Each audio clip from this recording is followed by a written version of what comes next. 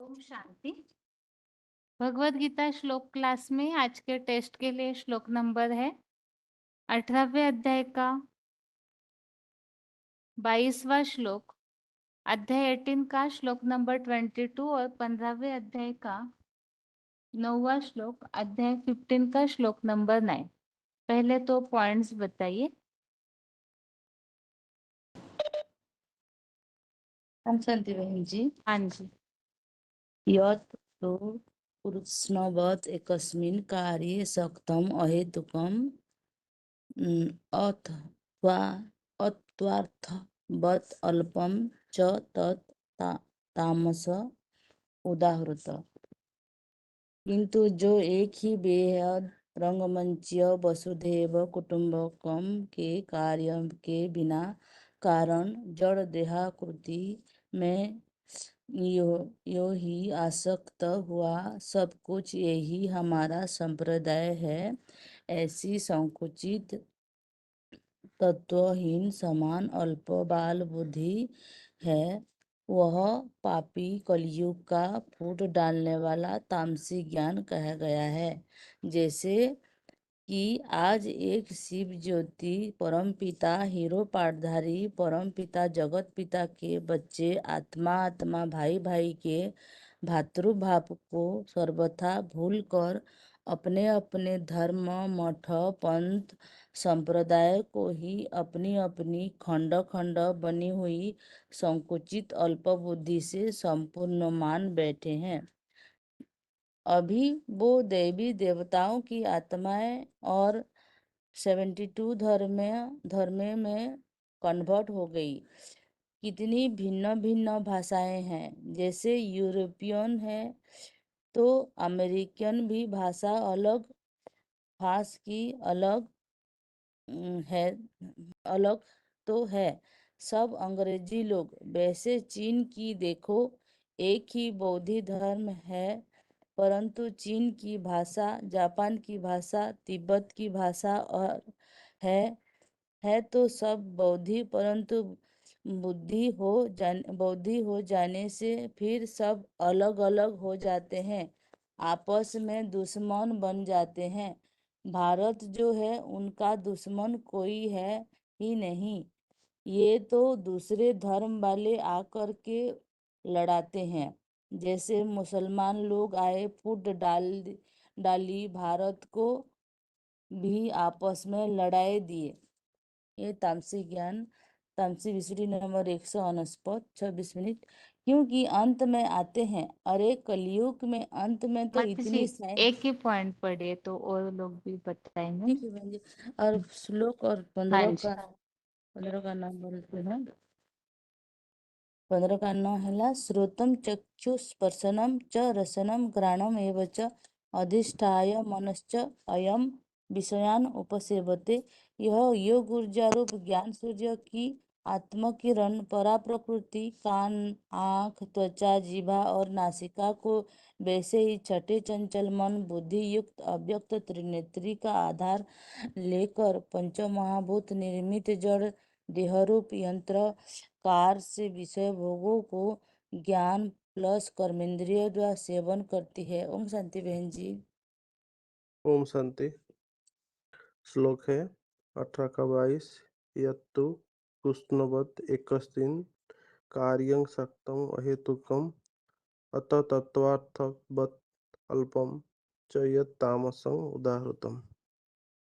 इसमें तामसी ज्ञान क्या है इसके बारे में बताया कि जो इसे पौर्ण में बताया कि अभी माया ने सबकी बुद्धि देह अभिमान के आधार पर तुच्छ बना दिया है, जो कि सारे स्वार्थ के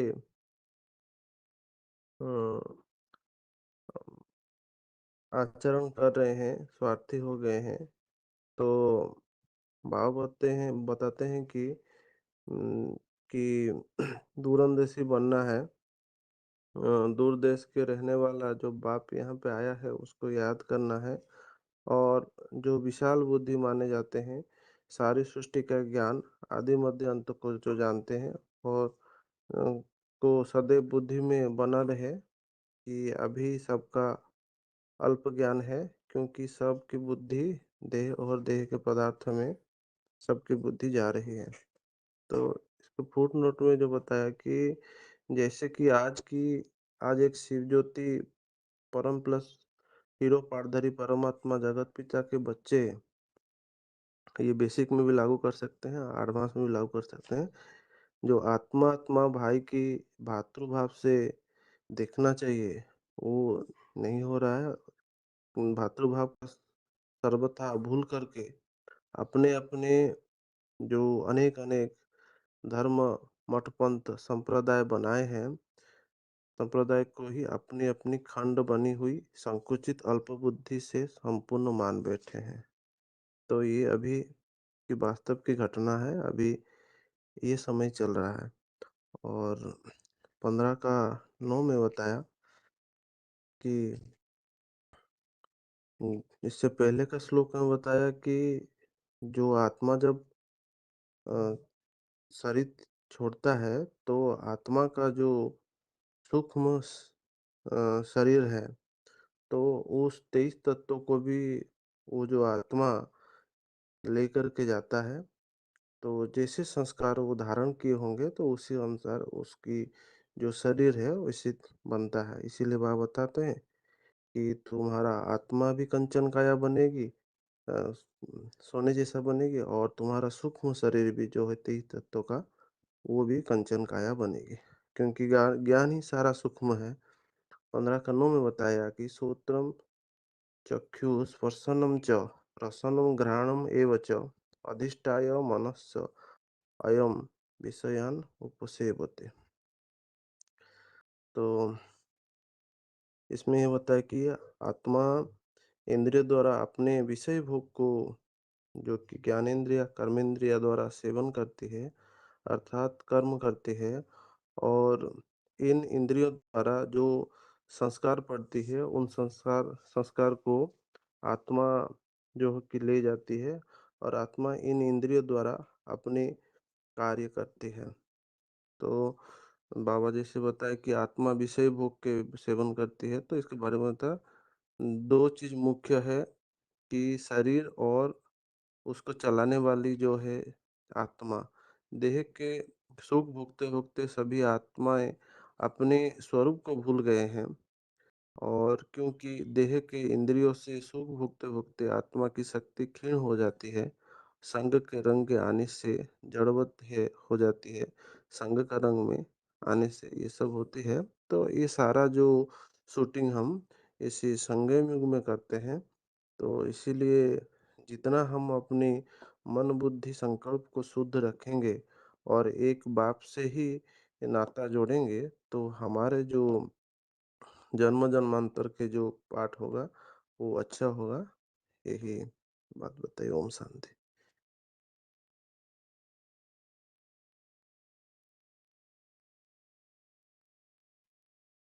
आगे बताइए।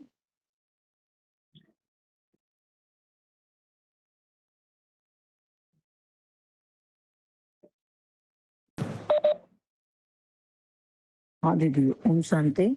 हाँ जी। हाँ जी, 15 का 9 है, श्लोक है। श्रोत्रम तत्सुम स्पर्शनम च रसनम प्राणम घ्राणम एव च अधिष्ठाय मनश्च अयम विषयान उपसेवते। इसके लिए पॉइंट बताएं बाबा कि आत्मा विषय भोगों का सेवन करते हैं। हमेशा याद रखो और दूसरे को भी बताओ कि चैतन्य आत्मा है। हम आत्मा का बाप भी चैतन्य है, शिव।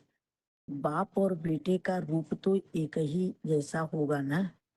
आत्मा ज्योति बिंदु स्वरूप तो बाप भी ज्योति स्वरूप। आत्मा अणु से अणु स्वरूप तो बाप भी अति सूक्ष्म अणु रूप। आत्मा अकेली कार्य नहीं कर सकती, यंत्र चाहिए ना। ये शरीर है यंत्र, उसमें भी चैतन्य आत्मा है।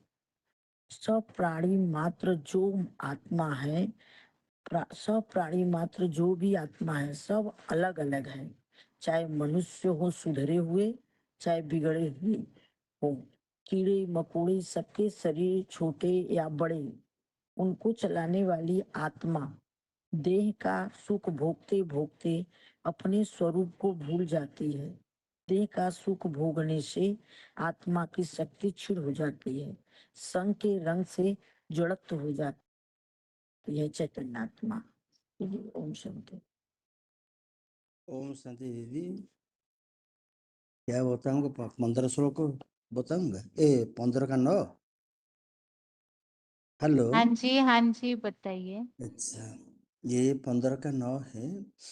तो श्रोतचक्षु स्वसंच रसन घ्राण एवच अधिष्ठाय मनश्चय अयम विषान उपसेवते।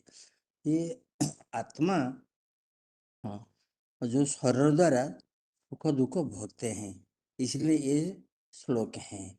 तो जैसे कि आत्मा जो शरीर बिना कुछ नहीं कर पाते, आत्मा अलग है, शरीर भी अलग है।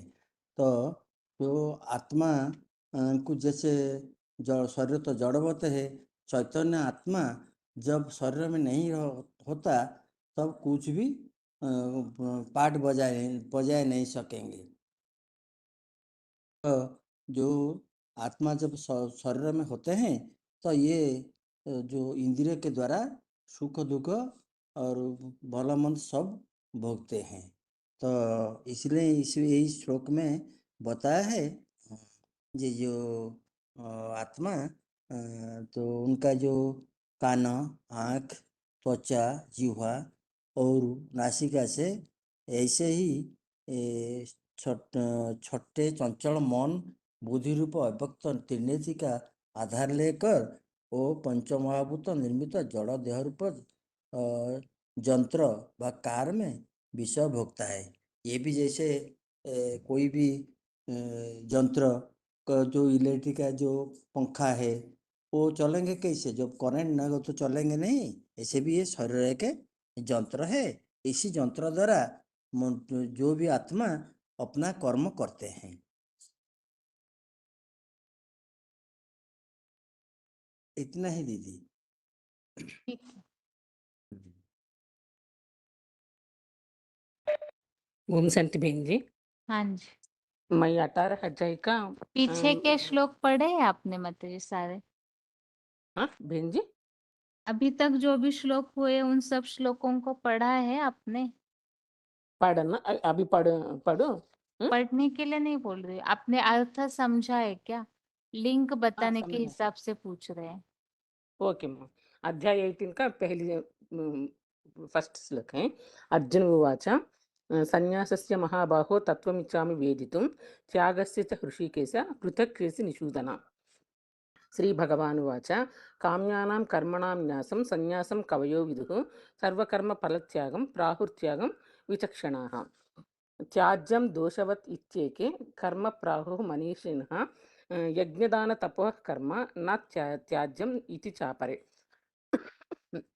निश्चयं शृणु मे तत्र त्यागे भरतसत्तमा त्यागो हि पुरुषव्याघ्र त्रिविधः सम्प्रकीर्तितः। यज्ञदान तपः कर्म न त्याज्यं कार्यमेव तत् यज्ञोदानं तपश्चैव पावनानि मनीषिणाम्। एतान्यपि तु कर्माणि संगं त्यक्त्वा फलानि च कर्तव्यानि इति मे पार्थ निश्चितं मतमुत्तमम्। नियतस्य तु संन्यासः कर्मणो न उपपद्यते मोहात् तस्य परित्यागः तामसः परिकीर्तितः। दुःखम् इत्येव यत्कर्म कायक्लेशभयात् त्यजेत् स कृत्वा राजसं त्यागं न एव त्यागफलं लभेत्। कार्यम् इत्येव यत्कर्म नियतं क्रियते अर्जुन संगं त्यक्त्वा फलं चैव स त्यागः सात्विको मतः। न द्वेष्टि अकुशलं कर्म कुशले न अनुषज्यते त्यागी सत्व समाविष्टो मेधावी छिन्न संशयः। न हि देहभृतां शक्यं त्यक्तुं कर्माणि अशेषतः यः तु कर्म फलत्यागी स त्यागी इति अभिधीयते। अनिष्टम् इष्टं मिश्रं च त्रिविधं कर्मणः फलं भवति भवति अत्यागिनां प्रेत्य न तु सन्यासिनां क्वचित्।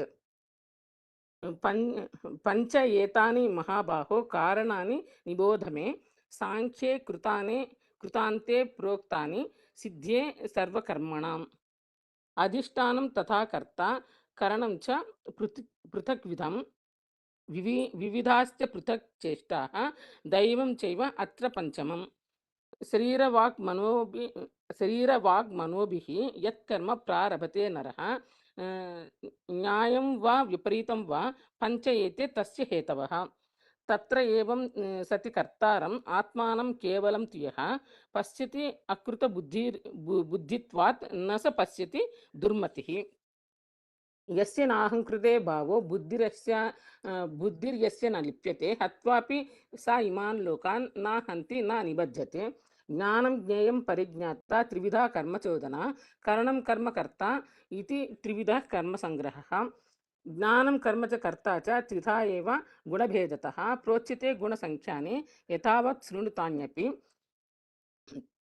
सर्वभूतेषु येनैकं भावमव्ययमीक्ष्यते अविभक्तं विभक्तेषु तज्ज्ञानं विद्धि सात्विकम्। पृथक्त्वेन तु यज्ञानं नानाभावान् पृथक्विधान् वेत्ति सर्वेषु भूतेषु तज्ज्ञानं विद्धि राजसम्। यत्तु कृत्स्नवत् एकस्मिन् कार्ये सक्तम् अहैतुकम् अतत्वार्थवत् अल्पं च तत् तामसम् उदाहृतम्। ठीक है बहन जी, ठीक है, पॉइंट बताऊं मैं ये ओम शांति बताइए। भगिनी। अर्जुन उवाच सन्न्यासस्य महाबाहु तत्त्वमिच्छामि वेदितुं त्यागस्य च ऋषिकेश पृथक् केशि निशोधन।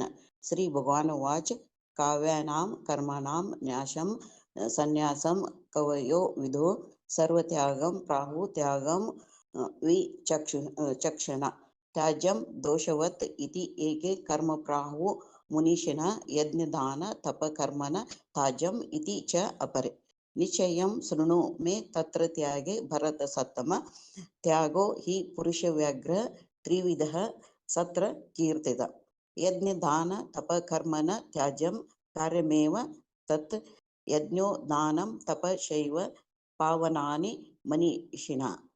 एतानि अपि तु कर्मणि संगत्यत्वा फलानि च कर्तव्यानि इति मे पार्थ निश्चितं मतम् उत्तमम्।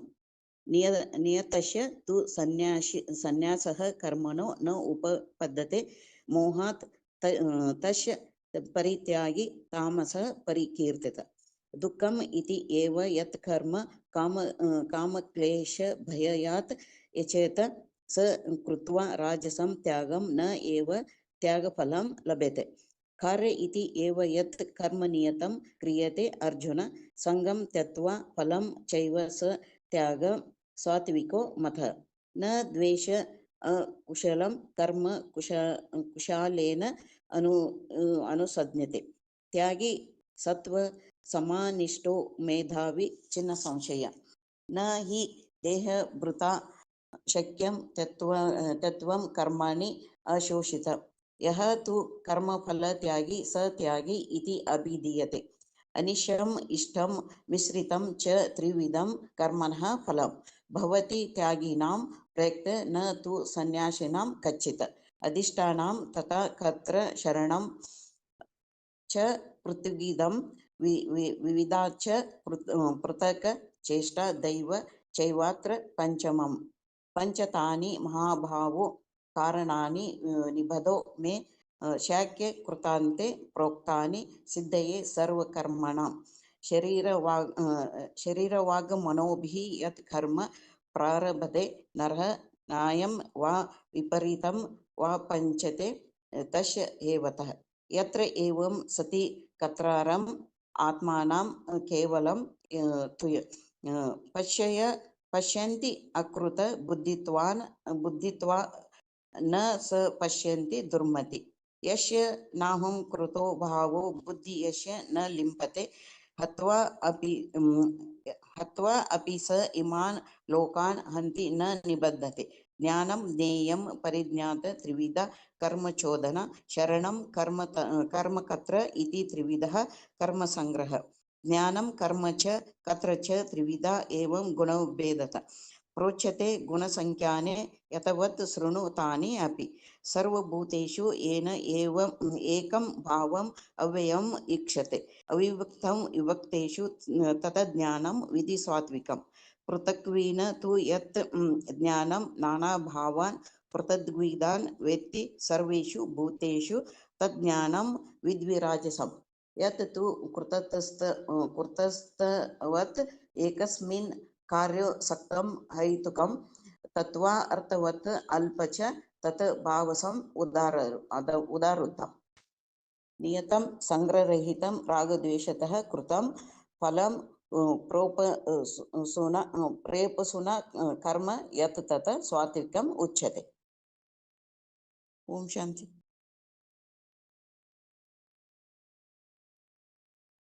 हेलो।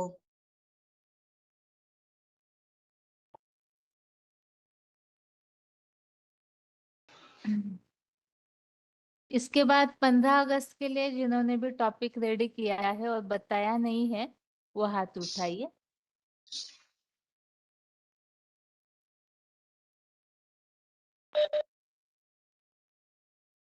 हाँ जी। हो। हाँ जी भाई बताइए। हाँ जी। हम्म,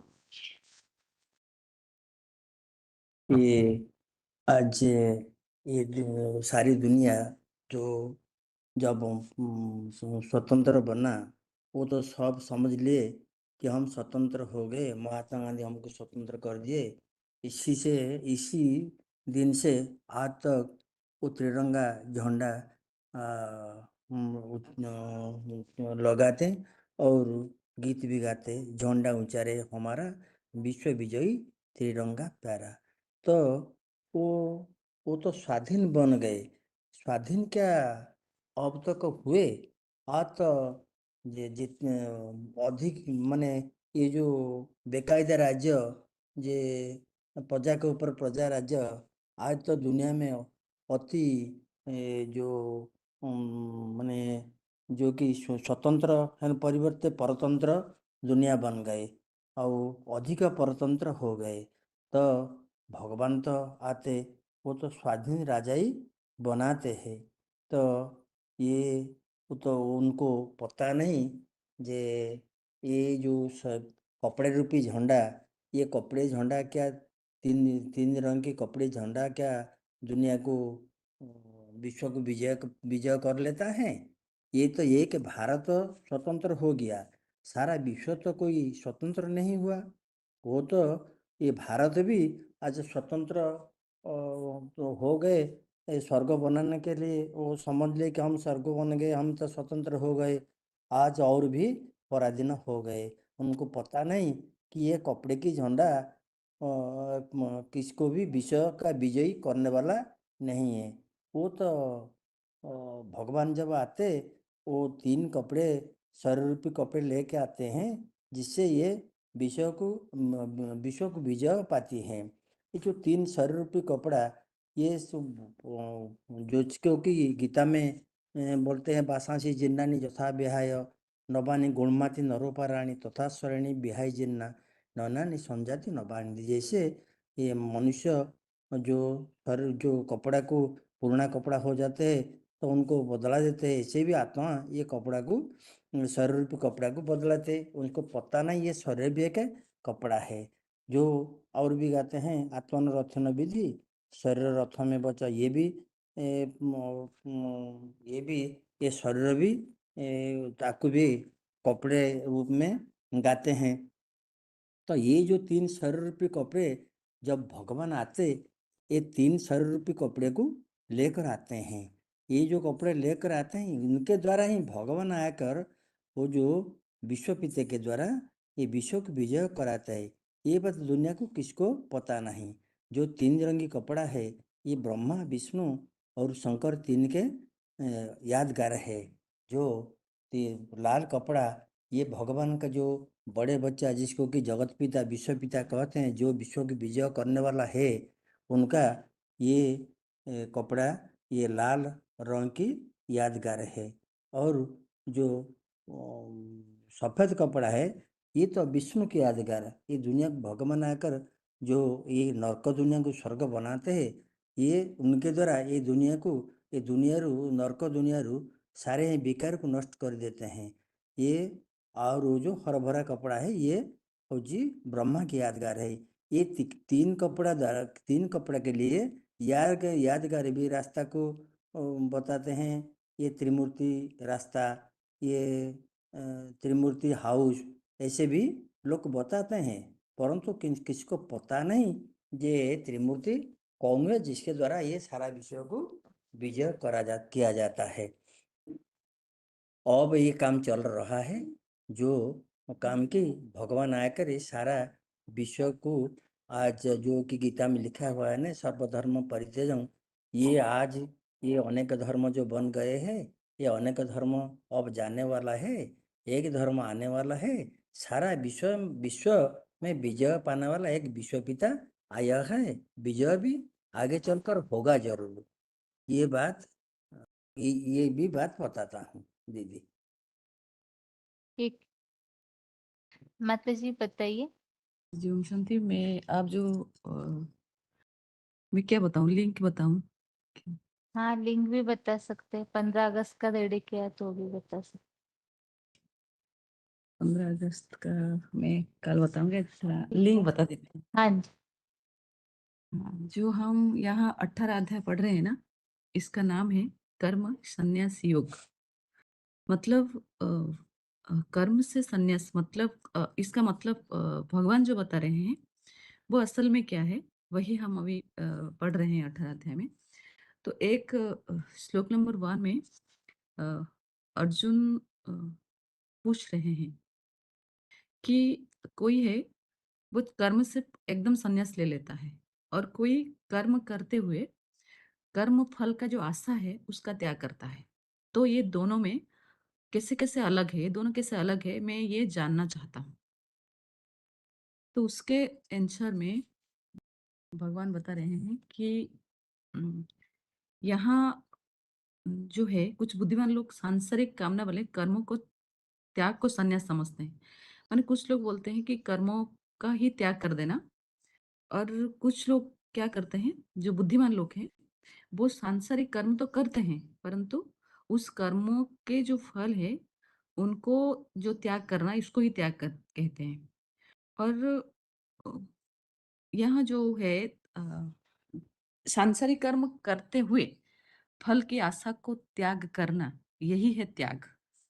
कुछ लोग ऐसे कहते हैं। तो और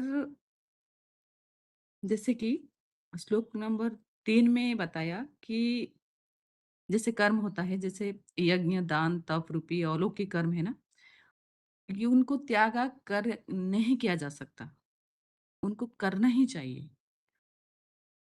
क्योंकि यही है जो हमें क्या करता है, जो हमारा जो माना हमने जो पाप और पुण्य किए हैं इतने जन्मों में, तो उनसे मुक्ति पाने के लिए ये यज्ञ, दान, तप ये करने योग्य कर्म है। क्योंकि हमने गीता में पढ़ा है कि यज्ञार्थ कर्मणि अनर्थक अन्यत्र, माने जो यज्ञ कर्म के बिना अगर हम कुछ अलग कर्म करेंगे, वो हमें कर्म बंधन में डालने वाला है।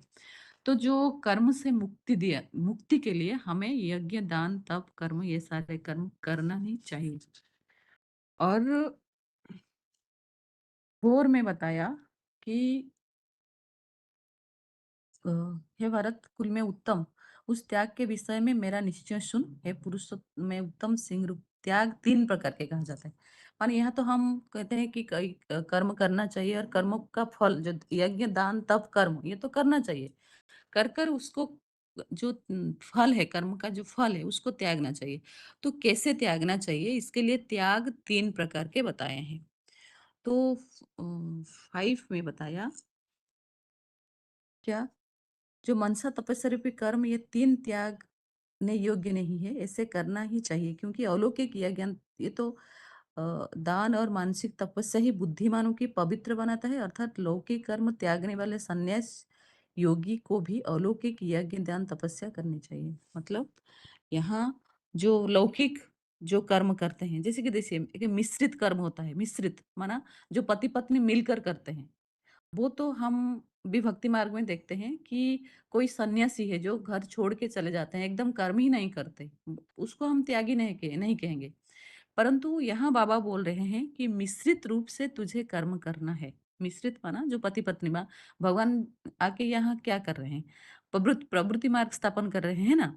तो भगवान यहाँ बोल रहे हैं कि तुझे मिश्रित कर्म तो करना है, माना पति पत्नी माना जैसे कि प्रवृत्ति मार्ग में तो रहकर तुम्हें कर्म करना है, परंतु उस कर्म के फल को त्याग करना, यही असली त्याग है। माता तो जी, इसमें मिश्रित फल की बात आई है ना, मिश्रित कर्म ऐसे तो नहीं है। अच्छा, मिश्रित त्याग, ठीक है। मैं दीदी हाँ, जी मिश्रित फल की बात है, ऐसे बोला हुआ है अच्छा अच्छा कि मिश्रित फल पाता है। ठीक है। 18 अध्याय में हम जो अभी पढ़ रहे हैं, यहाँ भगवान बोल रहे हैं कि हमें जो कर्म है ना, वो तो कर्म करना चाहिए, परंतु कर्म फल का अगर हम आशा करेंगे, तो उसका फल जो है वो ज़रूर ही मिलेगा हमें, कर्मों का फल। अगर कर्म करके हम अगर फल को त्याग कर देंगे, तो उसका फल हमें कभी नहीं माना उसका फल हमें नहीं मिलेगा। जैसे कि सन्यासी क्या बोलते हैं, सारे कर्म को त्याग देने से हमें मोक्ष प्राप्ति होती है। तो यहाँ अगर हमें कर्म का फल को त्याग करना है, तो इस उससे हमें मोक्ष मिलता है।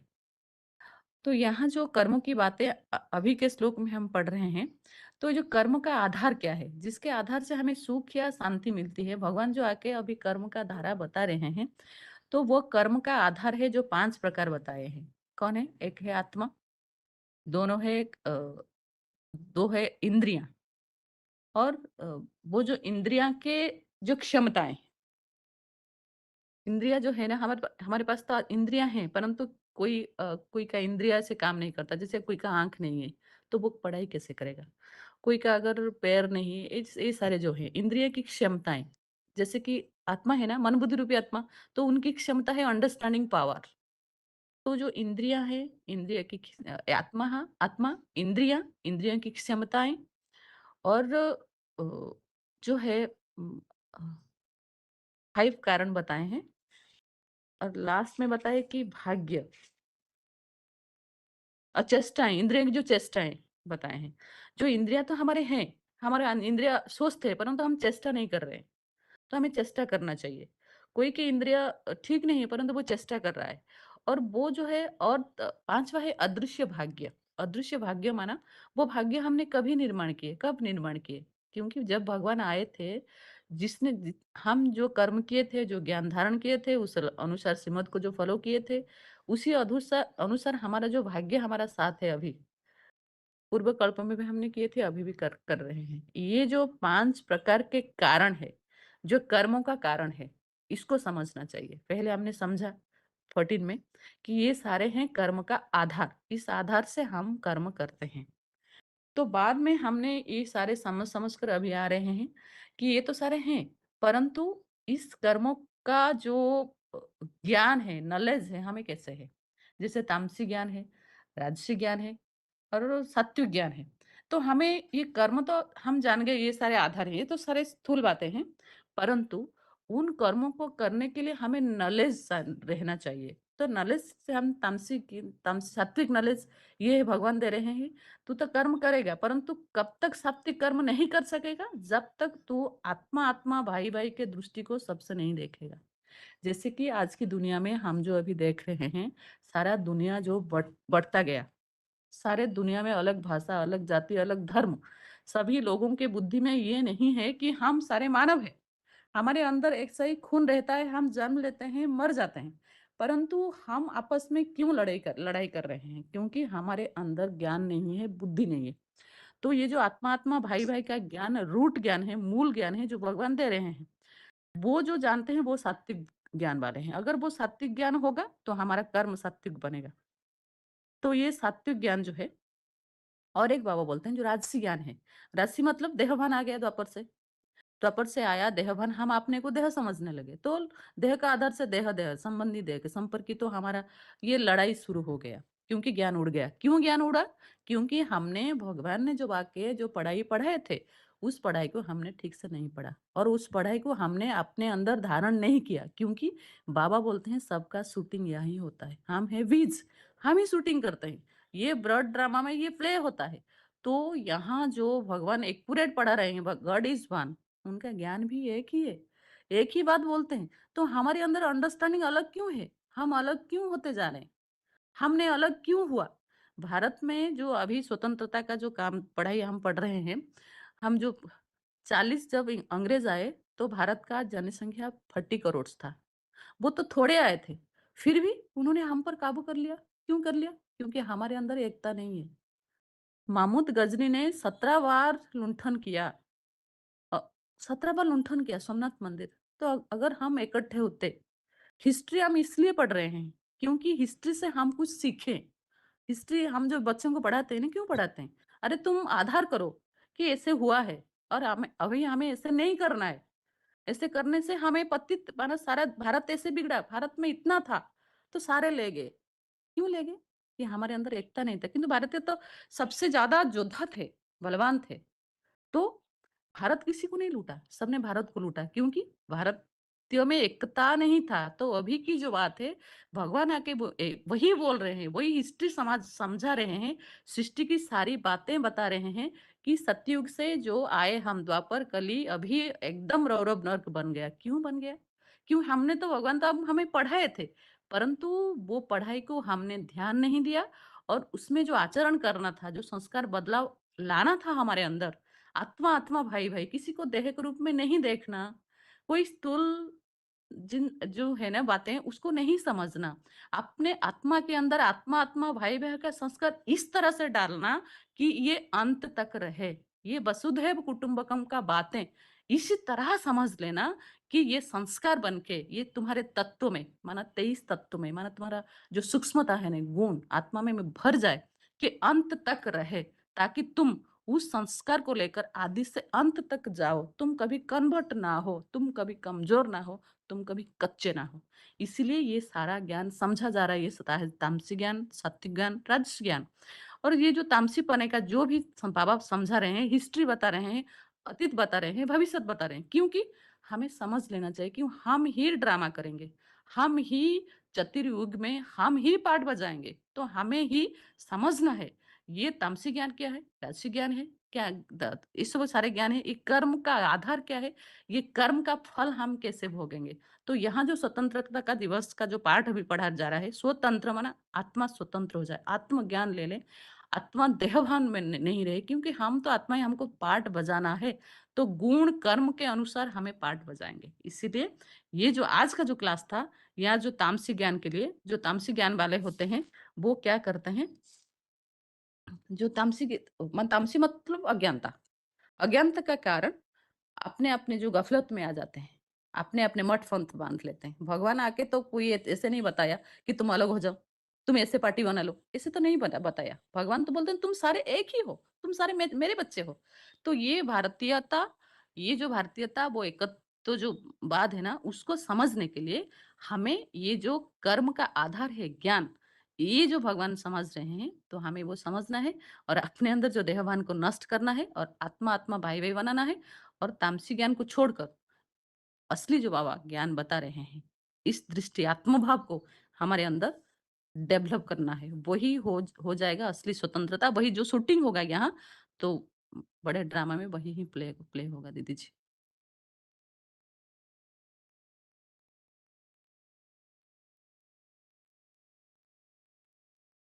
जी हाँ जी मतलब ठीक। हाँ, हम शांति। आगे बताइए माता जी।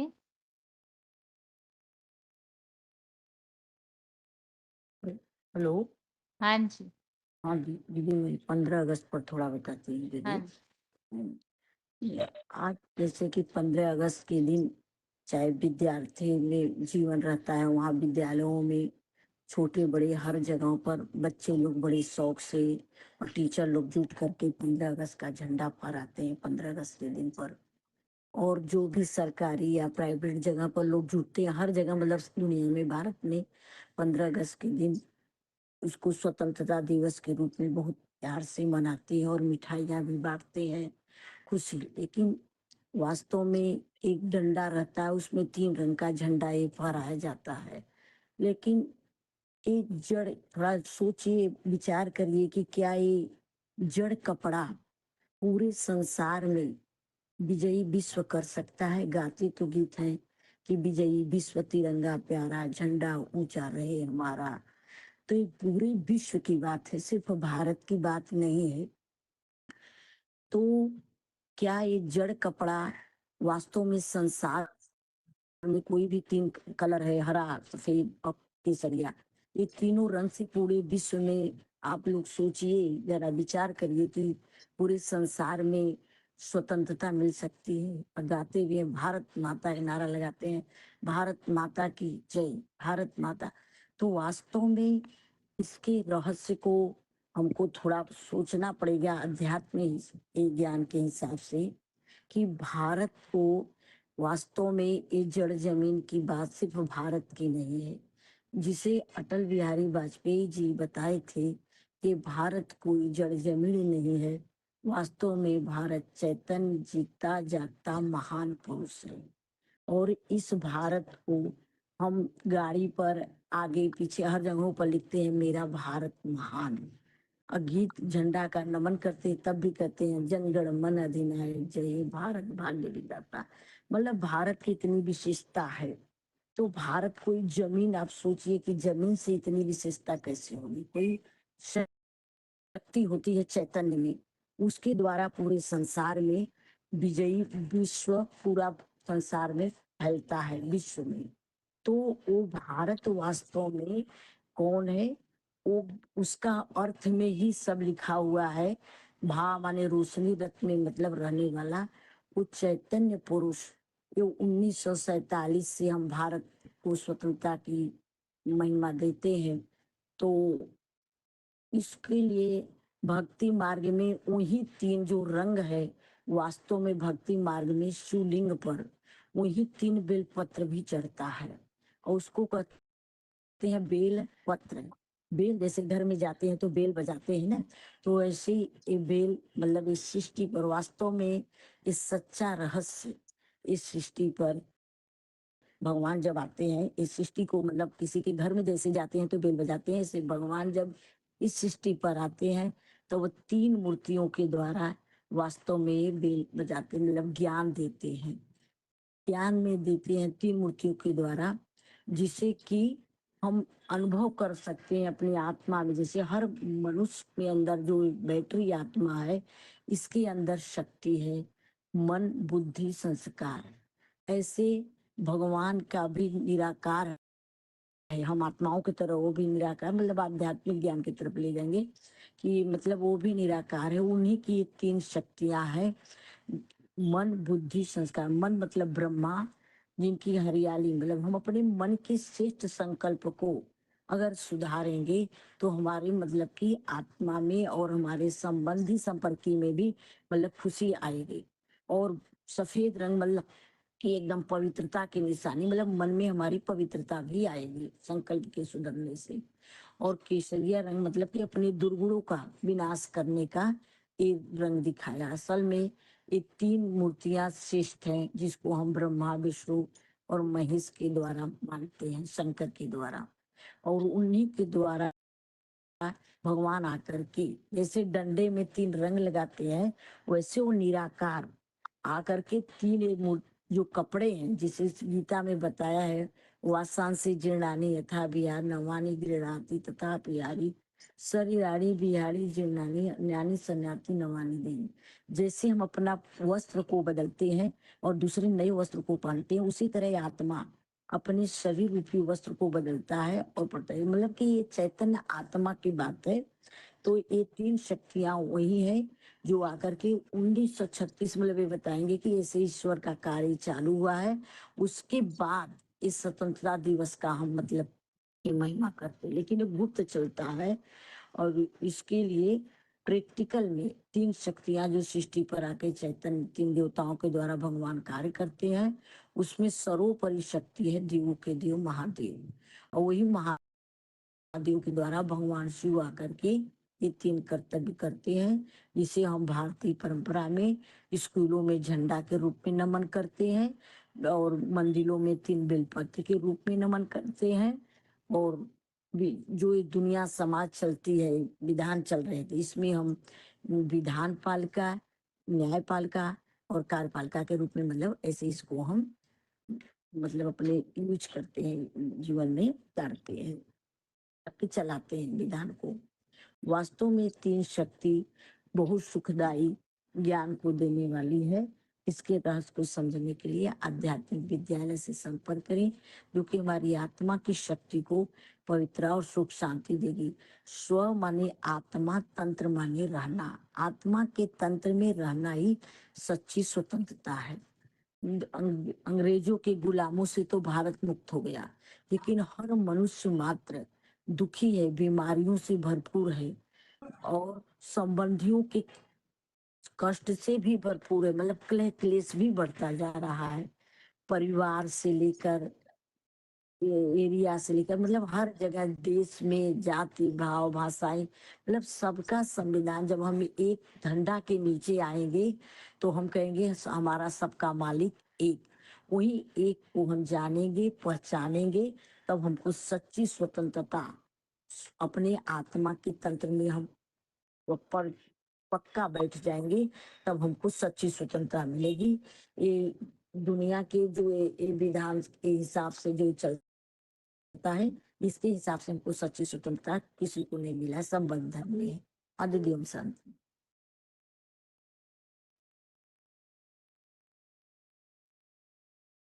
जबलपुर के माता जी बोलिए।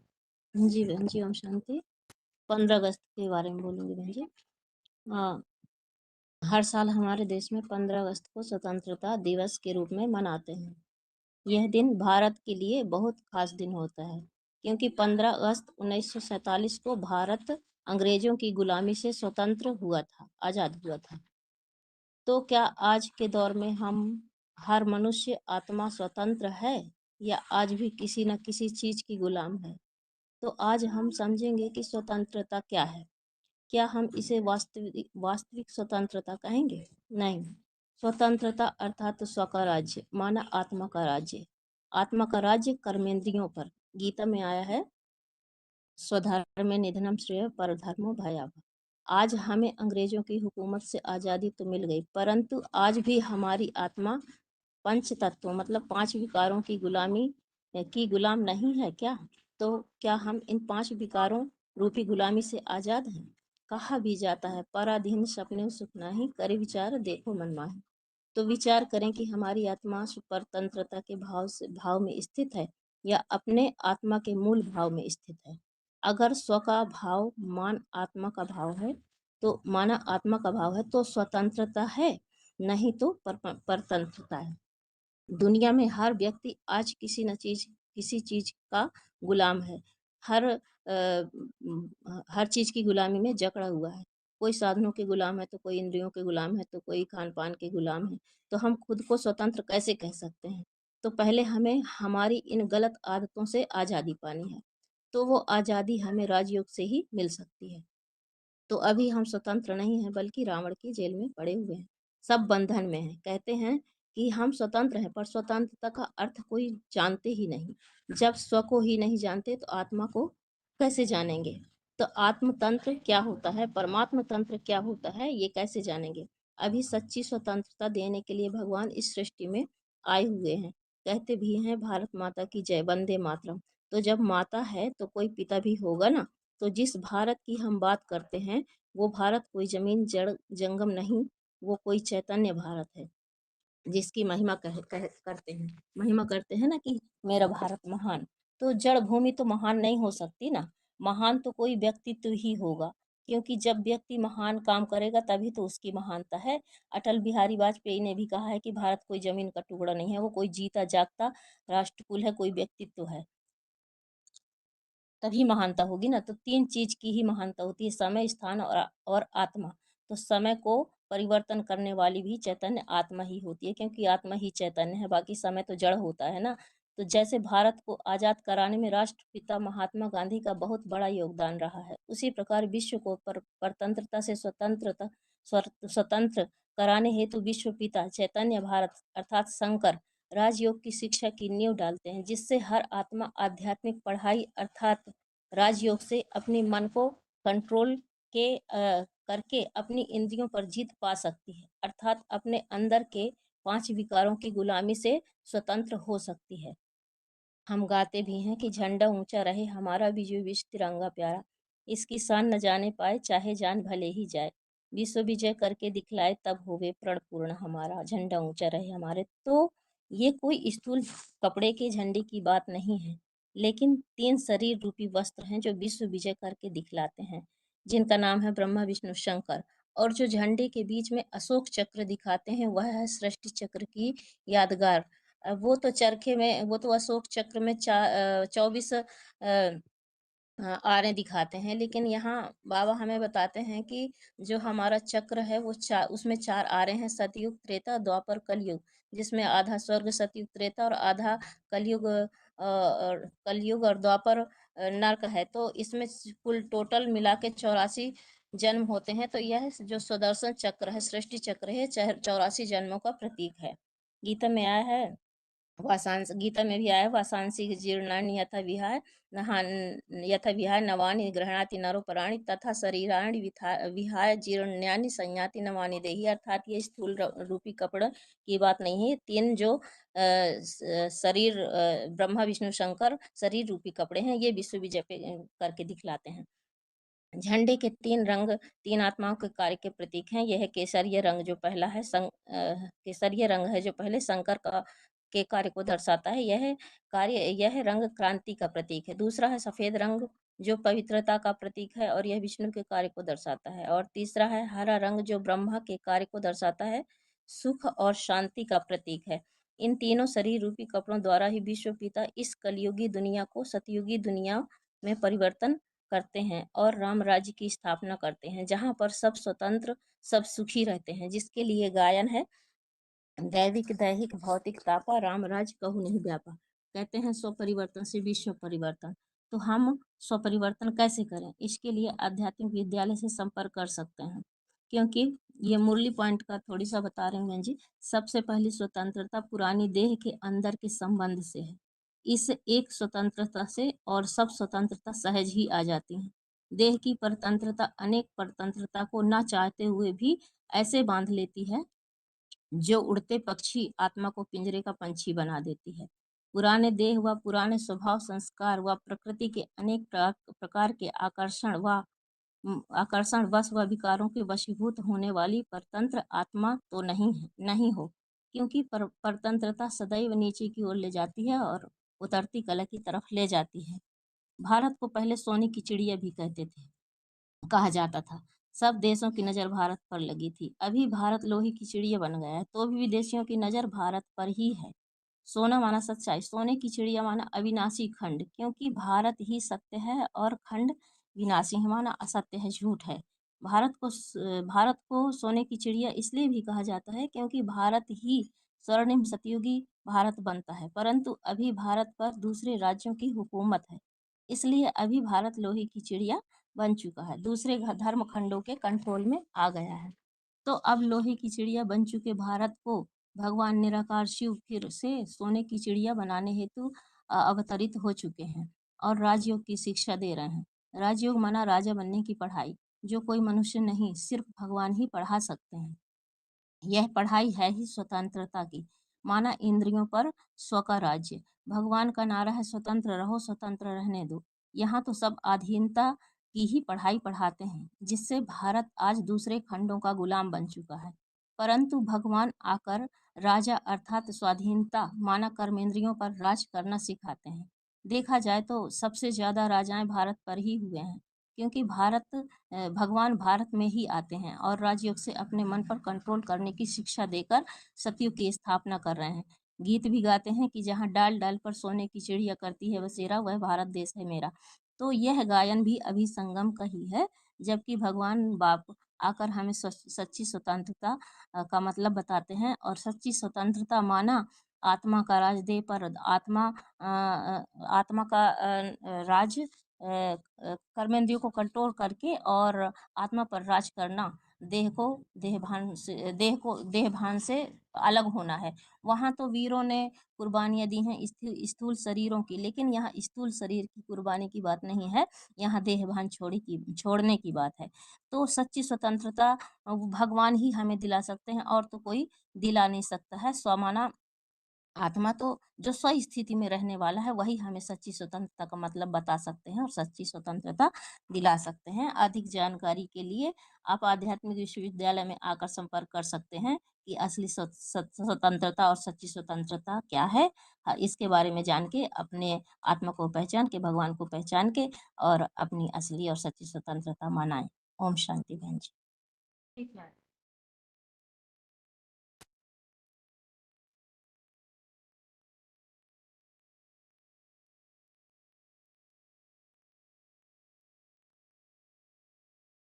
अभी आगे दूसरा अध्याय जिन्होंने भी पढ़ के रखा है, एक बार हाथ उठाइए। दूसरा अध्याय जिन्होंने भी पढ़ के रखा है, वो हाथ उठाइए प्रश्नों के उत्तर के लिए।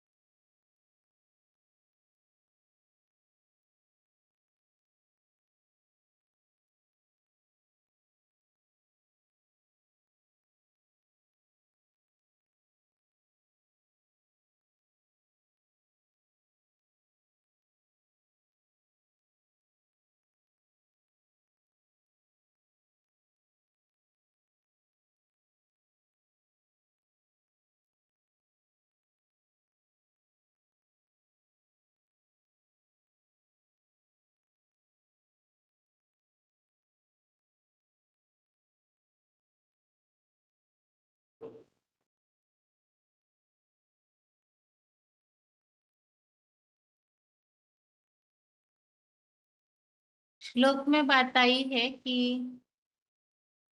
कोई स्थिति बताई हुई है, और वो स्थिति धारण करने के बाद बताया है कि ऐसा व्यक्ति या ऐसी आत्मा अमरत्व के लिए योग्य बनती है। तो कौन सा पुरुषार्थ बताया हुआ है जिससे अमर पद की प्राप्ति होती है?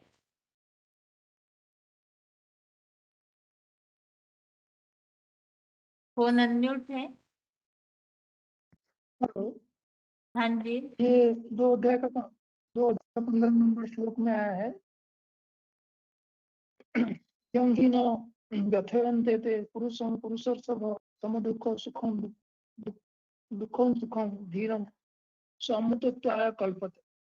माना जिस आत्मा ने सुख दुख में समान है, और धैर्यवान पुरुष जो है उसको विषय भोग और कर्म भी व्यथित नहीं करते हैं, वो अमरत्व के लिए योग्य बनता है।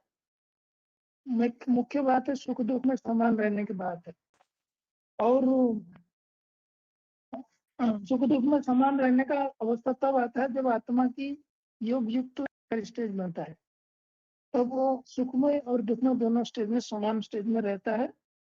और तो उसी समय ही उसको विषय हो, उसको आक्रमण नहीं करते, उसको अफेक्ट नहीं करते, तो उसको व्यथित नहीं करते।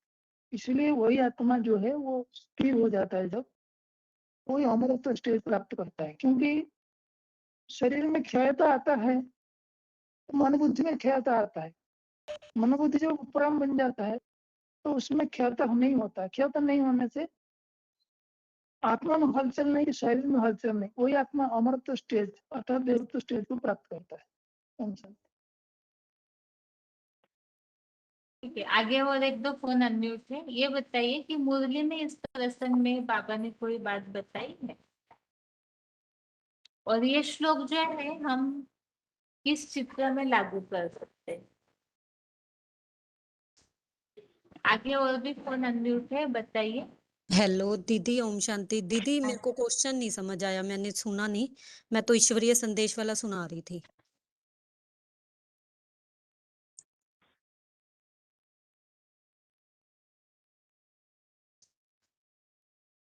बताइए आगे, जिन्हें प्रश्न अरे समझ दीदी, में आया उत्तर भी जो मनुष्य से देवता बन जाते हैं लक्ष्मी नारायण दे चित्र च, जो अपने जो हमारा लक्ष्य क्या है, नर से नारी से लक्ष्मी बनना, वो लक्ष्य को प्राप्त करते हैं भी, एक समान स्थिति में रहते हैं। सुख दुख जैसे कि बताया कि मातर स्पर्श दुख कौनते शीतलों उष्ण सुख दुख दा, इंद्रियों के विषयों के जड़े सुख दुख है वो आने जाने वाले हैं, समान स्थिति में रहते हैं, आत्मा संपन्न बनती है, वो अमर तत्व सतयुग के योग्य बनते हैं। प्रश्न ये पूछा है कि यहाँ तो श्लोक के अनुसार बताया, लेकिन मुरली में बाबा और इस प्रसंग में और कोई बात बताते हैं? या जैसे यहाँ जो बात आई है, ये जो भी प्रकृति के आने जाने वाली जो भी परिवर्तनशील चीजें हैं, तो इनको सहन करने से या तो सब बातों में स्थिर रहने से किस तरह से अमरत्व की, अमर पद की प्राप्ति हो सकती है? समदृष्टि रहने से भी आत्मा जब प्रश्न संपन्न बन मतलब जाती समदृष्टि नहीं, समदृष्टि तो व्यक्तियों के प्रति है। यहाँ बात भौतिक जो भी उतार चढ़ाव होते हैं इस प्रसंग में चल रही है ना बात। ये जो भी स्थिति है उसमें समान रहने वाले जो है वो अमरत्व के लिए योग्य बनते हैं। तो किस तरह से ये विधि या ये प्रोसेस किस तरह से होती है, इससे क्लियर करना था। मुरली में इस प्रसंग में बाबा कुछ बताते हैं? पुरुषोत्तम संगम युग पर। हेलो, बोलिए माता जी, सुन रहे हैं। पुरुषोत्तम संगम युग पर पुरुषार्थ के समय जब निश्चय अनिश्चय के चक्र में आ जाते हैं तो कोई तो फेलियर बनते हैं, लेकिन जो ऐसे समय पर स्थित प्रज्ञ होकर रहता है, सुख दुख शीतोष्ण सुख दुख दाका है, तो वो सदैव स्थिर बुद्धि स्थित प्रज्ञ बनकर रहता है। ऐसी स्थित प्रज्ञात्मा अमर बन जाती है, जो ज्ञान में हिलता नहीं है कोई भी स्थिति परिस्थिति में, चाहे भौतिक हो चाहे मानसिक हो, कोई कितना भी डिस्टर्ब करे लेकिन वो अपने स्थिति में स्टेबल रहता है। तो जब विनाश का समय आ जाता है तो विनाश के समय में जो भी ऐसी आत्माएं हैं वो निश्चय बुद्धि अमर बनकर रहती है, बुद्धि में स्टेबल बनती रहती है, उनके लिए ये बात लागू होती है। ये तो विनाश के समय में जो लक्ष्मी नारायण का चित्र है उसमें भी आ जाएगा। और फिर संगम युग में जो नीचे और ऊपर संगम युग दिखाया है, तो पुरुषार्थ के समय नीचे से जो ऊपर ऊंची स्टेज में चढ़ता है तो वो संगम युग का जो सीन है ऊपर स्टेडी में, उस स्थिति में वो अमर में दिखाया गया है कि वह अमर पद तक पहुंचता है। दीदी जैसे प्रोसेस है ना, एक तो निश्चय बुद्धि विजेते, पहले तो बाप के प्रति निश्चय बुद्धि, फिर भी पुरुषार्थ करना है आत्मिक स्मृति का, फिर क्या, फिर त्रिविद्या माम सोम पावो, सभी पापों को हाँ, वही विनाश करने श्लोक। वाले और यज्ञ सेवाएं करने वाले।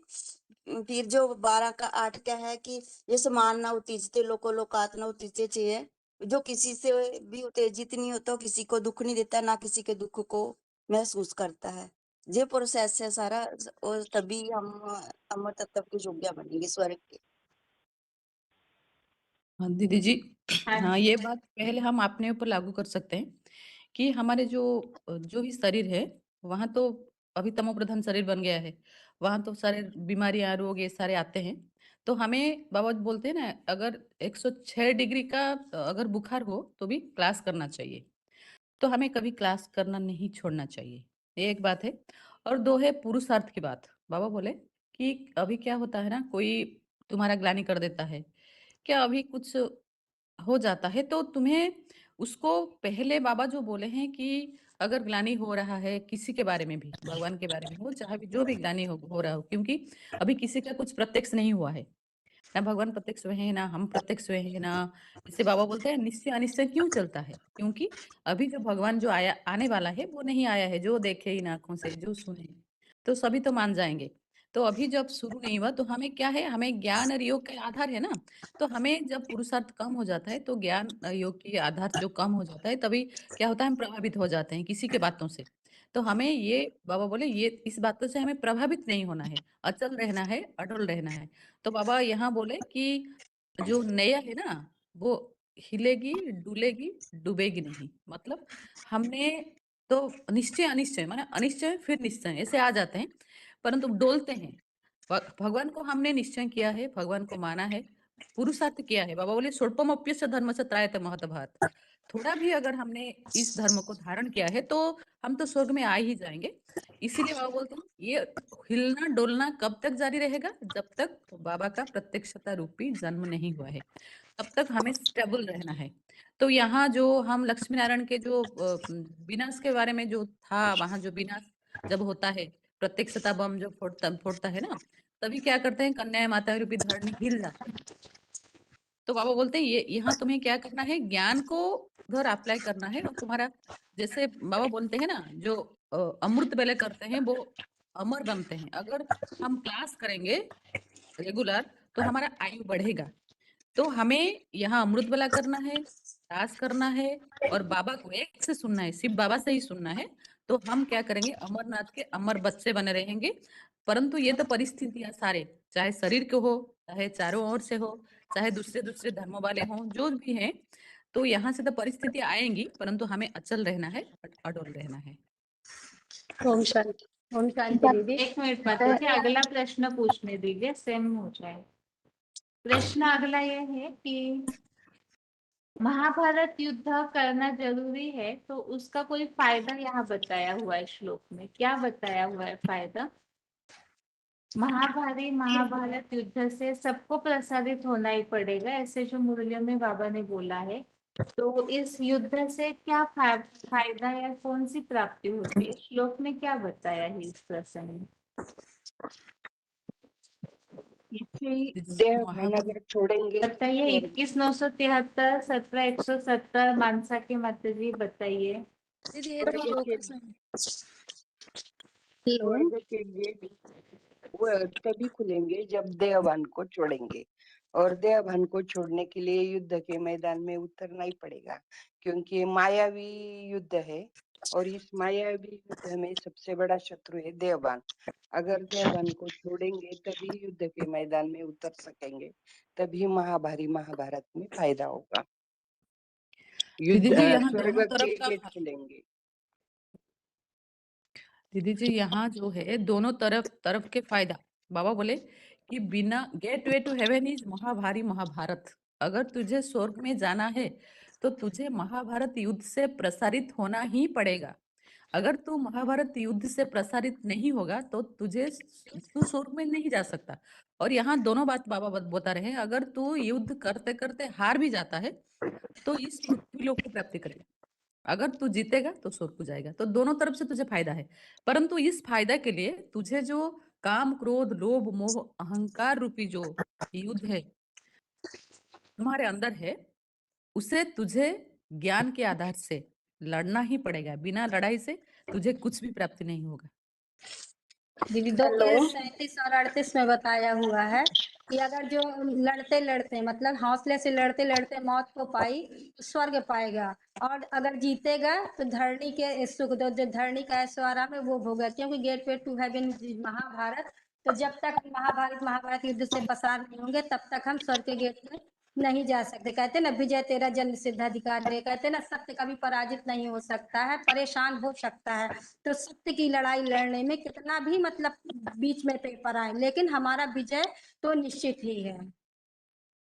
दीदी वही बात दीदी ओम शांति। दीदी वो ये तो 2:37 है। अगर लड़ाई करते हैं, अभी तो लड़ाई हमारा किसके विरुद्ध है, वही जो 5 विकार है उसके विरुद्ध है ना। और लड़ाई करते करते अगर मर जाएंगे, मौत में मिलेगा तो स्वर्गीय धरणी में तो स्वर्ग में जाएंगे। अगर जीत जाएंगे, मर जाएंगे तो स्वर्गीय धरणी को पाएंगे, मतलब स्वर्ग में जाएंगे। और जीत जाएंगे यहाँ ही हम भोग करेंगे। ये बात है दीदी। इसीलिए लिखा ओम है ना, शांति दीदी। गेटवे टू एवेन्यूज महाभारी महाभारत लड़ाई। गेट, जब तक हम महाभारी महाभारत लड़ाई में पसार नहीं होगा, और जब तक हम ये युद्ध नहीं करेंगे तो स्वर्ग को नहीं जा पाएंगे, सत्ययुग में जा पाएंगे दीदी। महाभारत महाभारत युद्ध का मतलब बाबा क्या बताते हैं मुरली में? अलग अलग तरीके से बताते हैं ना, क्या क्या वही बताया हुआ है महाभारत युद्ध के लिए, बताइए। महाभारत युद्ध मतलब अभी जो चलता है, ऐसे नहीं महाभारत युद्ध कभी हुआ था जो दिखाया है। महाभारत युद्ध हरियाणा जो कुरुक्षेत्र में हुआ, ऐसे तो नहीं हुआ है ना, क्योंकि दिखाया, शास्त्र में दिखाया ना 18 अक्षौणी सेना, ऐसे तो नहीं है ना। 18 अक्षौणी सेना मतलब सारा पृथ्वीवासी। अभी जो चल रहा है, अभी जो हमारा अंदर अंदर जो युद्ध चल रहा है, जो विकार के ऊपर जो युद्ध चल रहा है, वही महाभारत वही चल रहा है। अभी तो ऐसे बाबा ही बताया, घर घर में चल रहा है महाभारत लड़ाई, देश देश में, जाति जाति में जो चल रहा है ना। मतलब खुद का जो आपका अंदर अंदर जो रहता है, जो जैसे हिंदुओं का अलग रहता है, मुसलमान का अलग रहता है, ऐसे ही दोनों आपस में लड़ते लड़ते, मतलब जो खुद का एक रहता है वो आपस में लड़ते हैं, वही है अंदर का जो लड़ाई है, वही दीदी बात है। दीदी मैं बताऊं, जैसे बाबा बोलते हैं ना कि भारत में ही अनेक धर्म जातियां भाषाओं के नाम पर झगड़े हो रहे हैं, और किसी भी देश में इतने धर्म जातियां भाषाएं नहीं हैं जितनी भारत में है। तो इसीलिए इसका नाम महाभारी महाभारत युद्ध रखा है। तो अभी ये अंतिम समय चल रहा है, तो बाबा ने बोले सबकी मृत्यु तो होनी ही है। अगर हम देवभान से मरेंगे तो हम स्वर्ग का राज्य पाएंगे, अगर देह से भी मरना तो है ही है। अगर युद्ध करेंगे अपने धर्म के लिए, विकारों के लिए या सत्य के लिए, तो फिर स्वर्ग का राज्य पाएंगे। तो हमें युद्ध तो करना है, क्योंकि हम बाप के बच्चे बने हैं। क्योंकि बाप के बच्चे बने हैं तो विजय हमारा जन्म सिद्ध अधिकार है। जब बाप के बच्चे बने, तो बच्चे बनते ही जब जन्म लिया, तो उस वर्षे के हम अधिकारी हैं, स्वर्ग के वर्षे के। तो स्वर्ग माना ही स्वस्थिति में जाना। जब स्वस्थिति क्या है, आत्मिक स्थिति, उसमें जाएंगे तभी हम स्वर्ग का राज्य भोगेंगे। दीदी जी, ये ओम महाभारी शांति। महाभारत 24/68 बताओ दीदी। बोलिए दीदी हाँ, तो हमें महाभारी महाभारत युद्ध से सबको गुजरना पड़ेगा, क्योंकि विकारों का जो युद्ध है उससे भी हमें बाबा के ज्ञान से आत्मिक उसके पर विजय प्राप्त करना। और बाहर का युद्ध भी, जो बाहर अनेक धर्म फैले हुए हैं, तो ये युद्ध बाहर से भी होगा, लेकिन हमें एक ज्ञान में, ये बाबा का जो हमें ज्ञान दे रहे हैं, वो ज्ञान के द्वारा भी हमें किसी से डिस्कस करते हैं, कोई वाला भी अपना बताता है, तो हमें अपना जो बाबा ने बताया ज्ञान वो हमें बताना है सबको। वैसे भी ये युद्ध ही हुआ एक प्रकार का, तो युद्ध भी वैसे भी पता होना पड़ेगा सबको, तभी हम स्वर्ग में जा पाएंगे। ओम शांति दीदी। दीदी मैं बताऊं, जैसे कहते हैं ना महाभारी महाभारत युद्ध, तो भारत में ही ये युद्ध, कहीं और नहीं गाया हुआ है, भारत में ही गाया हुआ है। इतना बड़ा युद्ध जो है तो विदेशों में नहीं गाया हुआ। महाभारी महाभारत, महाभारत मतलब ये है, जितना मतलब यहाँ पर धर्म जातियां फैली हुई है, उतना दूसरे देशों में एकता है। और अपने भारत में है तो अनेक धर्मों के होने के कारण सब अपने अपने भाषा के आधार पे लड़ाई लड़ते रहते, कर्म कांडों के आधार पे लड़ाई लड़ते रहते। तो जितना यहाँ हिंदू मुसलमानों का वो है, उतना तो कहीं पर नहीं है। इसीलिए इस देश में ही महाभारी महाभारत युद्ध होता है, क्योंकि महाभारत शुरू से, मतलब भारत जो है तो सतयुग से लेकर के कलयुग के अंत तक मतलब अखंड रहता है। यहाँ पर जितना सुख भोगा है, वहाँ यहाँ पर भी इतना ही दुख भोगेंगे। जैसे विदेशों में तो सिर्फ एटम बम के द्वारा ही विनाश हो जाए, क्योंकि उन्होंने तो इतना सुख भी नहीं भोगा, तो इतना दुख भी नहीं भोगेंगे। यहाँ भारत में है तो देवी देवताओं का भी राज्य था, तो सतयुग त्रेता का भी सुख भोगा है। तो कलयुग के अंत में भी जो ये महाभारी महाभारत युद्ध है, तो बाबा कहते हैं कि उसमें भी हमको लड़ाई जो लड़ेंगे, हिंदू मुसलमानों की लड़ाई होगी, तो भयंकर लड़ाई होगी। तो जल्दी ही मतलब नहीं मरेंगे, इसमें दुख भी भोगना पड़ेगा। जो जितना ऊंचा उठेगा उतना नीचा भी गिरेगा। अच्छा जी बोलिए, 28/216 क्या बता रहे हैं? महाभारी महाभारत, बाबा बोले ये भारत, ये युद्ध कहाँ से शुरू हुआ था? भारत से शुरू होकर माना व्याप्त हो गया। पहले भारत से शुरू हुआ। अगर हम मौलिक रूप में देखेंगे तो ये लड़ाई तो हमारा है अहिंसक लड़ाई, ये है विकारों का लड़ाई, ये है विधर्मों से लड़ाई। विधर्म माना विपरीत धर्म। जो हमारा धर्म नहीं है, आत्मा का धर्म है स्वयं स्थिति में रहना।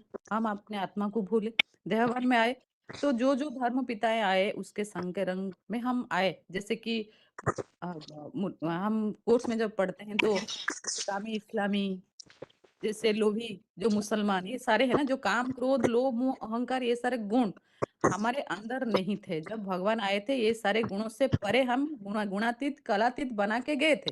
परंतु जब भगवान चले गए सतयुग से हमें हमारा उत्पत्ति कला में हम गए और द्वापर में पूरा एकदम देहभान आ गया, तो दूसरे दूसरे धर्म पिताएं आए, तो हम उनके संग के रंग से हमारे अंदर ये सारे काम क्रोध लोभ मोह अहंकार सारे अभी चढ़ गए, जो हमें ऊपर उठने नहीं देती। तो ये जो विधर्म है, ये काम क्रोध लोभ मोह अहंकार, ये विपरीत कार्य है, ये कार्य नहीं है। तो हमें ज्ञान के आधार से भगवान अभी आए हैं, उनसे कैसे लड़ाई करना है। ये जो विधर्म हमारे अंदर आया है उसे आत्मस्मृति में रहकर इससे लड़ाई करके हम स्वयं स्थिति में स्थिर होंगे। तो ये तो सूक्ष्म बात है, परंतु स्थूल रूप में बाबा बोले हैं ये लड़ाई किसके हुआ था, कौरव और पांडव। बाबा बोले कौरव माने कौरव करने वाले यादव भी थे और पांडव भी थे। तो कौरव की परिभाषा बाबा बोलते हैं ये है जो है आर्य समाजी, यादव है वो विदेशी विधर्मी, और पांडव जो कहते हैं हम भगवान के पुत्र हैं। तो यहाँ क्या हो रहा है, माने महाभारत तो कोई हिंसक युद्ध ही नहीं हो रहा है। पहले जो हमारे अंदर जो कंसेप्ट है, ज्ञान है, जो हमने अपने अंदर जो ज्ञान के आधार से जो हमारे अंदर संस्कार है गुण धर्म है, उसके आधार से ही हम लड़ाई कर रहे हैं। अभी किसी के संस्कार किसी से नहीं मिलता। कोई का जो सारे मतभेद हो गए, भाषाएं अलग हो गए। क्यों अलग हुए? भारत में ही इतने भाषाएं क्यों हो गए? भारत में इतनी जातियां क्यों हो गई? ये तो भारत जहाँ भगवान आए थे। तो यहाँ क्यों बट गए हम? क्योंकि हमने ज्ञान को समझा नहीं। जितना बाबा ने स्वयं स्थिति में रहने के लिए बोला था तो हमने रहा ही नहीं, क्योंकि शिव समान बनने वाला एक ही है, भगवान एक ही है। जो भगवान शिव ने जब शिव ने आए थे सबके लिए तो समान ज्ञान दिए थे। तो उनको 100% श्रीमत को फॉलो करने वाला एक ही है जो शिव समान बन जाता है, जो भगवान बन जाते हैं। परंतु हमने नंबर बार उनका ग्रहण किया, और जो जितना ग्रहण करके अपने अंदर का जो देहभान को जितना जलाया, जैसे समझेंगे वैसे कर्म करेंगे, वैसे ही अपना संस्कार बनाएंगे। जो जिसने बनाया उसी आधार से ये सारे धर्मखंड बन गए, धर्मखंड बंट गए। अभी हमें क्या करना है उसको समझकर, इसलिए तो लड़ाई हो रहा है, क्योंकि ये लड़ाई का शूटिंग हो रहा है अभी सूक्ष्म रूप में हो रहा है, संकल्पों की लड़ाई हो रहा है। तो ये जो संकल्पों की लड़ाई हम तभी छोड़ेंगे। निराकारी निर्विकारी निरंकारी का जो भगवान आके बनाने के लिए आ रहे हैं, वो जब हम संकल्प को छोड़ देंगे, माना जो भगवान का संकल्प वही हमारा संकल्प, जो भगवान का कर्म वही हमारा कर्म, ये सारे जब समान हो जाएंगे तभी ये युद्ध बंद होगा। तो यहाँ संकल्पों की लड़ाई, या असत्य का लड़ाई, ये विधर्म का लड़ाई, ये सूक्ष्म रूप में हम कर रहे हैं। तब तक करते रहेंगे जब तक भगवान जो है ना वो जब तक सामने नहीं आते। तो हमें तो पुरुषार्थ कर रहे हैं। तो ये पुरुषार्थ जो है ये सारे तो पहले अपने अंदर की लड़ाई, फिर देह के संबंधी, देह के संपर्क, ये सारे ये सब का लड़ाई ये होता है अपनी धारणाओं के कारण। जो विपरीत धारण, जो ज्ञान को हमने अलग अलग से धारण कर लिया, संकल्प को जो हमने सिद्ध नहीं कर पाए, इसलिए ये जो धारणा हो रही है ये मौलिक रूप से हमारे अंदर महाभारत युद्ध हो रहा है। दीदी पहले तो धर्म का अर्थ समझना और समझाना पड़ेगा सबको कि धर्म का मतलब क्या है, क्योंकि दुनिया में तो धर्म को स्थूल रूप से धर्म के रूप में लेके लड़ाई झगड़े कर रहे हैं, लेकिन भगवान अभी हमें आके जो धर्म बताते हैं वो अपनी आत्मा का धर्म बताते हैं। वो हिंदू मुस्लिम सिख ईसाई से परे हमको लेके जा रहे हैं कि वसुधैव कुटुंबकम बनाने। वो तभी बनेगा जब पहले हम भगवान आके जो हमें धर्म का अर्थ है धारणाएं, जो भगवान आके अभी हमें आत्मा का ज्ञान दे रहे हैं, उस श्रीमत के अनुसार जब हम चलते हैं, उन धारणाओं को अपने प्रैक्टिकल जीवन में धारण करते हैं, तो वही हमारा धर्म है, सत्य धर्म है। और जो उसके विपरीत चलते हैं, भगवान की श्रीमत के विपरीत, वही अधर्म है। तो उनको हमें छोड़ना है, त्यागना है अपने अंदर की कमियों को, और उन जो भगवान आके सत्य श्रीमत दे रहे हैं उसको अपनी प्रैक्टिकल जीवन में धारण करना है। जब उसको सही रूप से पूरा पूरा हम धारण करेंगे, तभी हम कहे जाएंगे कि हम धार्मिक हैं और आस्तिक हैं। नहीं धारण करते तब तक हम नास्तिक ही हैं। तो यही युद्ध हम सबके अंदर चल रहा है। जब जितना जो जल्दी उसको धारणाओं को अपने प्रैक्टिकल जीवन में धारण कर लेंगे, वो उतना उस धर्म के मतलब विजयी हो जाएंगे। तो ये धारणाएं मतलब धर्म को जानना भी बहुत जरूरी है दीदी। ये भी महाभारत। हेलो, 3 to 1 बताइए क्या बता रहे थे आप?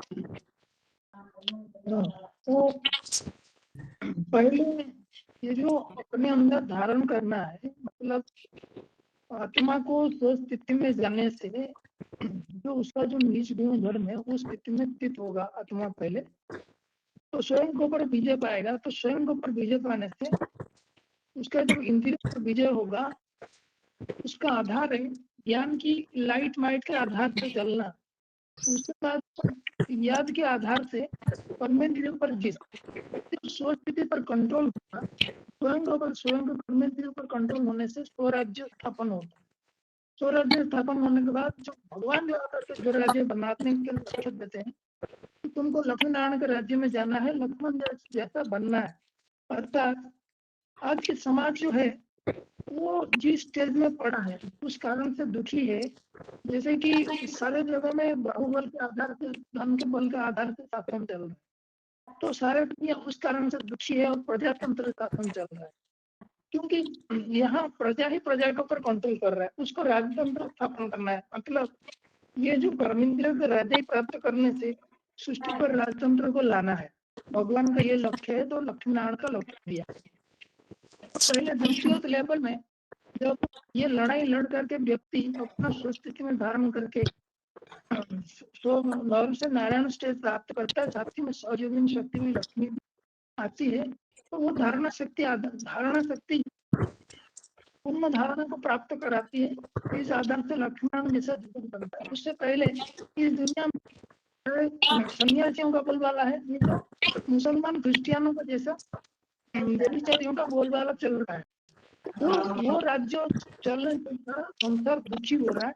उस दुखी के स्टेज से हमको समाप्त करके देवी देवता सनातन धर्म अपना करना है। तो पहले स्वस्थिति पर प्राप्त होने से विजय प्राप्त करेंगे, तो फिर वो भारत की लड़ाई हो जाता है। मतलब पहले अपने स्व के अंदर में वो लड़ाई स्वस्थिति में टिकने के लिए, फिर उसके बाद भारत में रह करके ये युद्ध को लड़ना होता है। ये युद्ध में जब विजय प्राप्त करते हैं, अर्थात बाबा बोलते हैं ना, तुम्हारी पक्की जब राजधानी स्थापन हो जाती है, उस राजधानी से कोई टक्कर ही नहीं ले पाएंगे। तो वो जो गर्भस्थ तैयार हो जाता है अव्वल नंबर 8 आत्माओं का, तो फिर वो छोटी सी राजधानी तैयार होता। उसके बाद दुनिया में ये सूक्ष्म रूप में ब्राह्मणों के दुनिया में पहले तैयार हो। तो उसी आधार से भारत देश में जो लोग हैं उनका घर गृहस्थों में भी वो लड़ाई जो चल रहा है, हर घर में सुख अशांति है, वो भी वो युद्ध के तरफ बढ़ेगा। अब उसको मतलब वो परमात्मा ज्ञान को धारण करके जीवन में परिवर्तन करे, नहीं तो दुख शांति पा करके दुखी जीवन में अपना जीवन व्यतीत करे। दोनों में से एक चुनना पड़ेगा और उसी हिसाब से वो आगे बढ़ेगा। इसी तरीके से ये तो सूक्ष्म रूप में यदि से स्थापना चलेगा, तो भारत में जो दूसरे धर्म है वो धर्म और धर्मावलंबियों के बीच में झगड़ा चलेगा। क्योंकि बाबा बोलते हैं जितना जितना स्थापना होता जाएगा उतना उतना विनाश होता जाएगा। तो ये जो अलग अलग धर्म आपस में लड़ेंगे, लड़ने के कारण ये जो युद्ध है तो भारत से बढ़ करके भारत के आसपास के राज्य में भी चला जाएगा, आसपास के देशों में भी चला जाएगा। तो स्थूल रूप में वो लड़ाई आगे वो महाभारत लड़ाई के रूप में सामने आएगा। और सूक्ष्म रूप से जो इंद्रियों को कंट्रोल करने वाले हैं वो अपने धारणा के आधार पर, स्वधर्म के आधार पर देवी देवता सनातन धर्म की स्थापना कर लेंगे। जहाँ जो छोटा सा संगठन में सुख शांति दिखाई देगा, वो स्थूल लड़ाई करके शरीर छोड़ेंगे और ये सूक्ष्म धारणा को जीवन में अपना करके इस पुराने दुखदायी संसार में सुख का अनुभव करना करेंगे। तो क्या है कि इसी तरीके से ऐसे हमारी महाभारत लड़ाई में प्रचार नहीं होंगे तो हम स्वर्ग के स्टेज में पहुंच नहीं सकते, अर्थात सोच नहीं पहुंच सकते। 8937 माता जी बताइए। ये वास्तव में भगवान आते हैं और ये समय पर आते हैं कि जब सब तुंडे तुंडे मतना हो जाते हैं। जैसे आज सुबह की क्लास में भी बताया बाबा ने कि विनाश काले विपरीत बुद्धि, माना सब एक दूसरे के विपरीत हो जाते हैं, तब भगवान आते हैं। तो भगवान आकर अहिंसक युद्ध सिखलाते हैं। बीजरूप ये युद्ध करना सीखती हैं, सिविल वॉर कहेंगे, गृह युद्ध कहेंगे, मायावी विकारों से युद्ध से समझेंगे। तो ये जो जन्म करके राजाएं हैं बीजरूप आत्माएं, ये आत्माएं जब अपने अंदर की लड़ाई को खत्म कर देती हैं, जब पांडव नाम से सिद्ध हो जाती हैं, तो ये पांडवों का जो एक संगठन तैयार होता है। तो ये युद्ध जो है वो न रहकर, क्योंकि शुरुआत भारत से हुई है,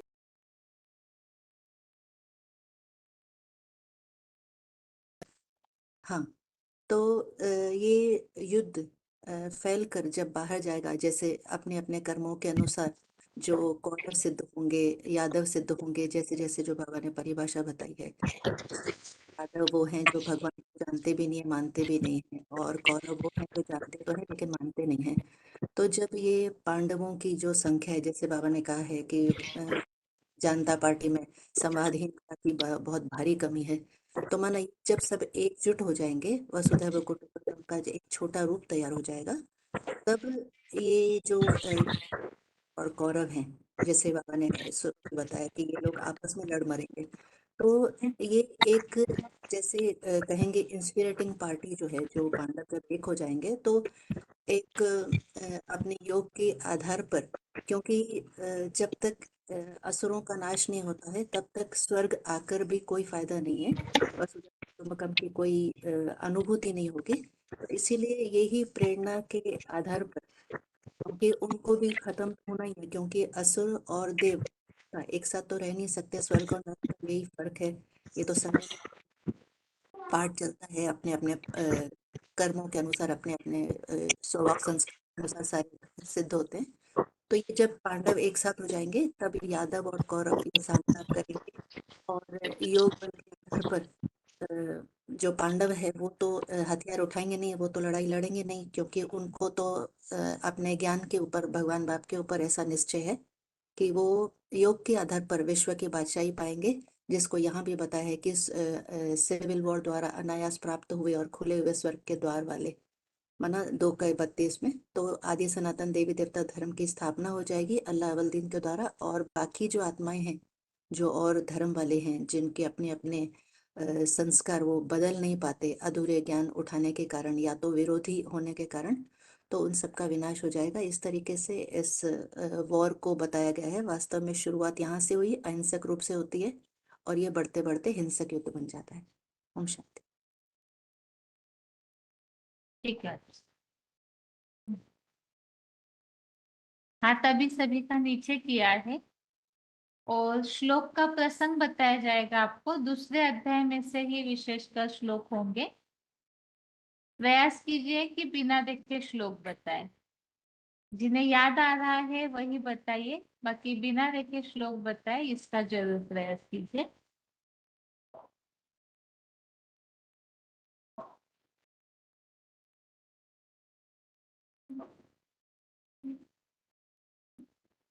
प्रश्न यह है, श्लोकों में बात आई है, कोई ऐसा प्रसंग बताया है जिस धारणा को करने से हमें 84 जन्मों के पाठ का रियलाइजेशन हो सकता है। श्लोक में ऐसी कोई धारणा बताई हुई है जिसे करने से हमें 84 जन्मों के पार्ट का रियलाइजेशन हो सकता है। आसान श्लोक है, अगर किसी ने ध्यान से अर्थ पढ़े होंगे तो याद आएगा।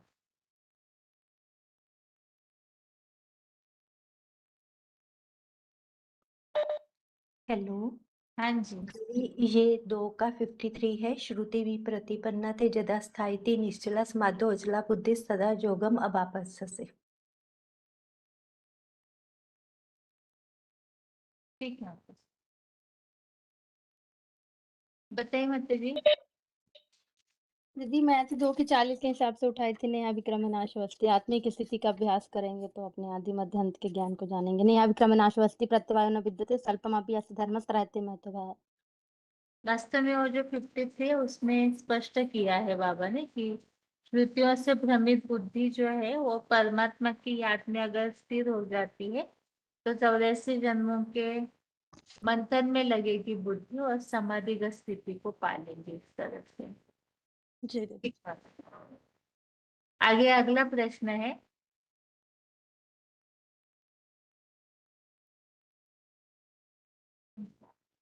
श्लोक में इस तरह से शब्द आया है, कोई ऐसी गलत धारणा को आत्मा अपनाती है जिसे अविवेकी जन कहा गया है। श्लोक में बताया हुआ है कि कुछ ऐसी गलत धारणा को अपनाते हैं जिसके कारण उन्हें अविवेकी जन कहा गया है। वो कौन सी धारणा है?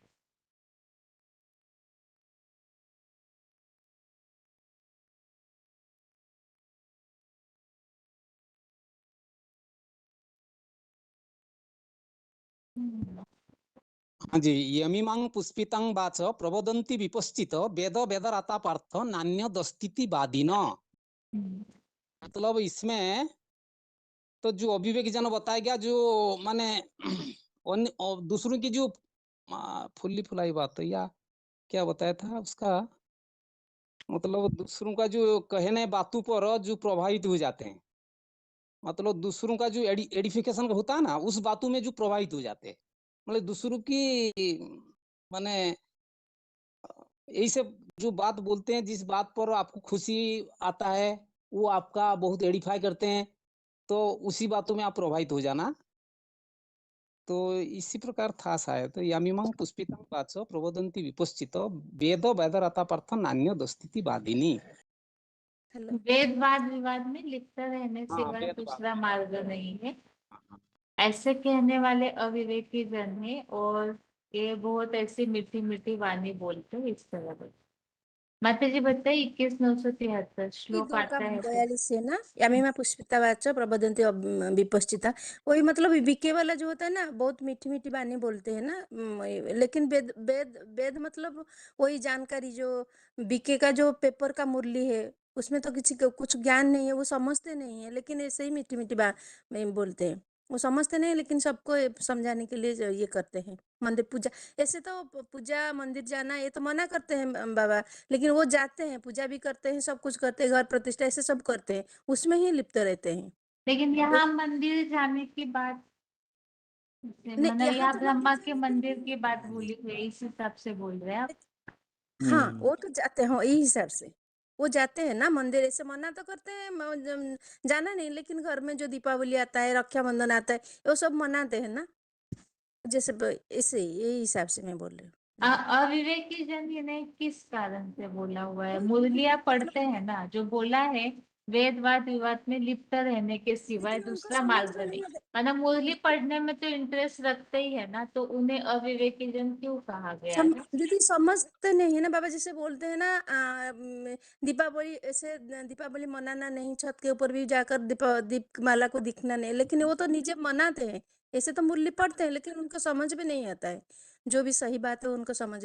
रक्षाबंधन क्या है, वो दूसरे दूसरे को जाकर मानते, जो भिखारी होते हैं उनसे हाथ से जो उनका जो पैसा लेते हैं, बाबा तो ऐसे मना करते हैं, जो भी बच्चा नहीं है उनसे ये पैसा नहीं लेना चाहिए, लेकिन वो लेते हैं, जो भी मुरली में मना है वो करते हैं, वो पढ़ते तो है लेकिन समझ में नहीं आता है उनको सही अर्थ। ये इसलिए है वो कि हम्म। ये बोलते हैं कि सिर्फ हेलो। भी मुरली के सिवाय और दूसरा कोई रास्ता नहीं है, मुरली पढ़ना ही श्रेष्ठ है, ऐसे वो समझते, इसलिए उनको अविवेक जन कहा जाता है। क्या नहीं दूसरा मार्ग समझा, तो एक है। बार फिर से रिपीट कीजिए। वो जो बोलते हैं कि ये जो कागज मुरली है, वो उसको तो वेदवाणी कहा जाता है ना, उसी के व्यतीत और दूसरा कोई मार्ग नहीं है, भगवान को पाने का और दूसरा कोई रास्ता नहीं है, वो ऐसे ही बताते हैं, इसलिए उनको अभिवेक जन कहा जाता है। माता जी फिर एक जानना और पूछा बात प्रभति कि विपस्सी। कथनी करनी में महान अंतर रहता है, और गहराई का ज्ञान, एडवांस ज्ञान को न स्वीकार करने के कारण सेल्फ रियलाइजेशन नहीं होता है। जैसे बाबा ने कहा कि 5 दिसंबर को पहली बार भगवान बाप का और उस आत्मा का मिलन होता है। माना उससे पहले जितने लोग भी ये सब कर रहे हैं जो दीदी दादियों के नाम से, किसी को भी 1 सेकंड का भी रियलाइजेशन हुआ ही नहीं था, माना मिलन हुआ ही नहीं था स्मृति दिवस के आधार पर। तो जब वो भी स्थिति प्राप्त नहीं कर पाए तो अविवेकी ही हुए ना। एक तो हेलो, हाँ जी। एक तो कागज की मुरली जो हाँ, है ये पढ़ते हैं, जबकि भगवान बाप सम्मुख आए हैं, तो सम्मुख आए हुए भगवान को पहचानते नहीं और ब्रह्मा को ही भगवान समझ कर रहते हैं। जैसे कि गीता में बोला है कि त्रैगुण्या विषया वेदा, ये जो वेद है ये 3 गुणों से मिले हुए हैं, जबकि भगवान का जो ज्ञान है सच्ची गीता एडवांस ज्ञान, वो तो उन्हें पता ही है नहीं। तो एक तो वो कर्म फल जो है उनका, वो कर्म फल का त्याग भी नहीं करते और योगी की बजाय और उल्टा भोगी बन जाते हैं और उनसे बातें सुनते हैं, तो बुद्धि में एकाग्रता बढ़ती नहीं। तो एक भगवान को न जानने के कारण उनको वह फल नहीं प्राप्त होता जो कि एडवांस गीता ज्ञान वालों को, एडवांस पार्टी वालों को प्राप्त होता है। हेलो। हाँ जी। हाँ, ये तो माता जी एक आंसर बता दिए मोटा मोटी। माना भगवान आया हुआ है, तो भगवान का मुख से वाणी सारे प्रश्नों का उत्तर दे सकता है। ये जो वेद है, वे बाहर के दुनिया के वेद शास्त्र हैं, ये चाहे ब्राह्मणों को दुनिया के मुरली यहाँ है, वो तो कागज में बंधी हुई है, पुस्तक में बंधी हुई है। पुस्तक कोई सब आंसर नहीं दे सकता, इसीलिए बोला कि त्रिगुण्या विषय वेदा नास्त्र गुण होवार्जुन, अर्थात वेद जो है 3 गुणों के स्टेज वाले हैं। और अर्जुन को बताया कि 3 गुणों से ऊपर जाकर के गुणातीत स्टेज में पहुंचने के लिए बताने से ही वो लक्ष्य को प्राप्त होता है। जो वेदों के आधारित हैं या मुरलियों के आधारित हैं, उनका ज्ञान जो है सीमित ज्ञान है, उसी आधार पर रहने वाला जो है वो अविवेकी जन हो गए। और दूसरा भी है, ये 2 का 52 में है, यदि ते मोह कल्लिना बुद्धि व्यतितरिष्यति तदा वेदांतांसि निर्वेदं सुतभ्य सुतक्षत। इसका जो अर्थ है कि वो सुनी सुनाई बातें के आधार पर जो चलते हैं, जो सुनी सुनाई बातों के कारण मोह रूपी कीचड़ में बुद्धि फंस जाती है, उसको जब वो पार करेंगे तब बुद्धि वैराग्य को प्राप्त होकर के भगवान के ज्ञान में लगेगा। और 2 का 53 में आया है कि स्तुति विपतिपन्नाते यथास्यति निश्चला समाधो अचला बुद्धि तदा योगम अवाप्स्यति। जब तुम्हारा ये जो अनेक शास्त्रों से भ्रमित हुई बुद्धि, जो भगवान की साक्षात आए हुए भगवान की उनका ज्ञान में बुद्धि लगेगी, फिर हो जाएगी, तब तुम्हारा जो है वो अनेक जन्मों की रहस्य भी बुद्धि में क्लियर होने लगेगा। और जो लक्ष्य के लिए ईश्वरीय ज्ञान ले रहे हैं वो लक्ष्य को प्राप्त कर सकेंगे। ऐसे शास्त्रों में घूमते रहने से कोई लक्ष्य को नहीं पहुंच सकते, कोई सार में नहीं पहुंच सकते। इसीलिए ये अविवेकी ज्ञान हो गए, जिनका बुद्धि लिमिट में बंधी हुई है, वो अविवेकी ज्ञान है। अभी ऐसे माताएं हाथ उठाइए भाई जो कभी भी हाथ नहीं उठाते, लेकिन श्लोक याद है, कोई भी श्लोक जो आपको याद है, 2-2 श्लोक बताइए। बिना देखे श्लोक बताना है, जो कभी भी हाथ नहीं उठाते या बहुत कम हाथ उठाते हैं। आपको जो भी श्लोक याद है लेकिन बिना देखे बताना है, ऐसे श्लोक बताइए। जो कभी हाथ नहीं उठाते यही लोग हाथ उठाइए सिर्फ।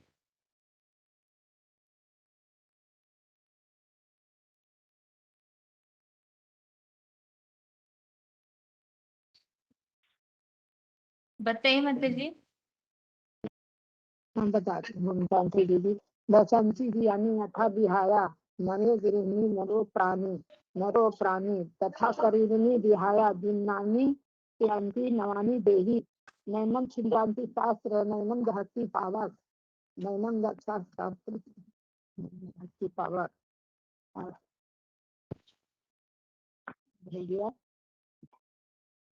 आगे बताइए माता जी। 29,331 29,331 कोमल माता भावनगर, बताइए। ओम शांति दीदी। हाँ जी, हेलो। बोलिए बोलिए ओम बोलिए। शांति दीदी। हाँ जी, ओम शांति। ओम शांति, बताना शुरू कीजिए। धर्म क्षेत्र कुरुक्षेत्र संहिता मांका पांडव किम किम समझे नैन संदल विश्वस्तानि नैन दादि पावक न नैन करे जनते न शोधति आपे। और बताइए 29,331 माता जी, ओम आगे शांति दीदी। बताइए। हाँ जी, पहले अध्याय का दीदी कि दूसरे अध्याय का? कोई भी जो भी याद है वो बताइए, 5 श्लोक। जी दीदी। कर्म क्षेत्रे कुरुक्षेत्रे कर्म क्षेत्रे कुरुक्षेत्रे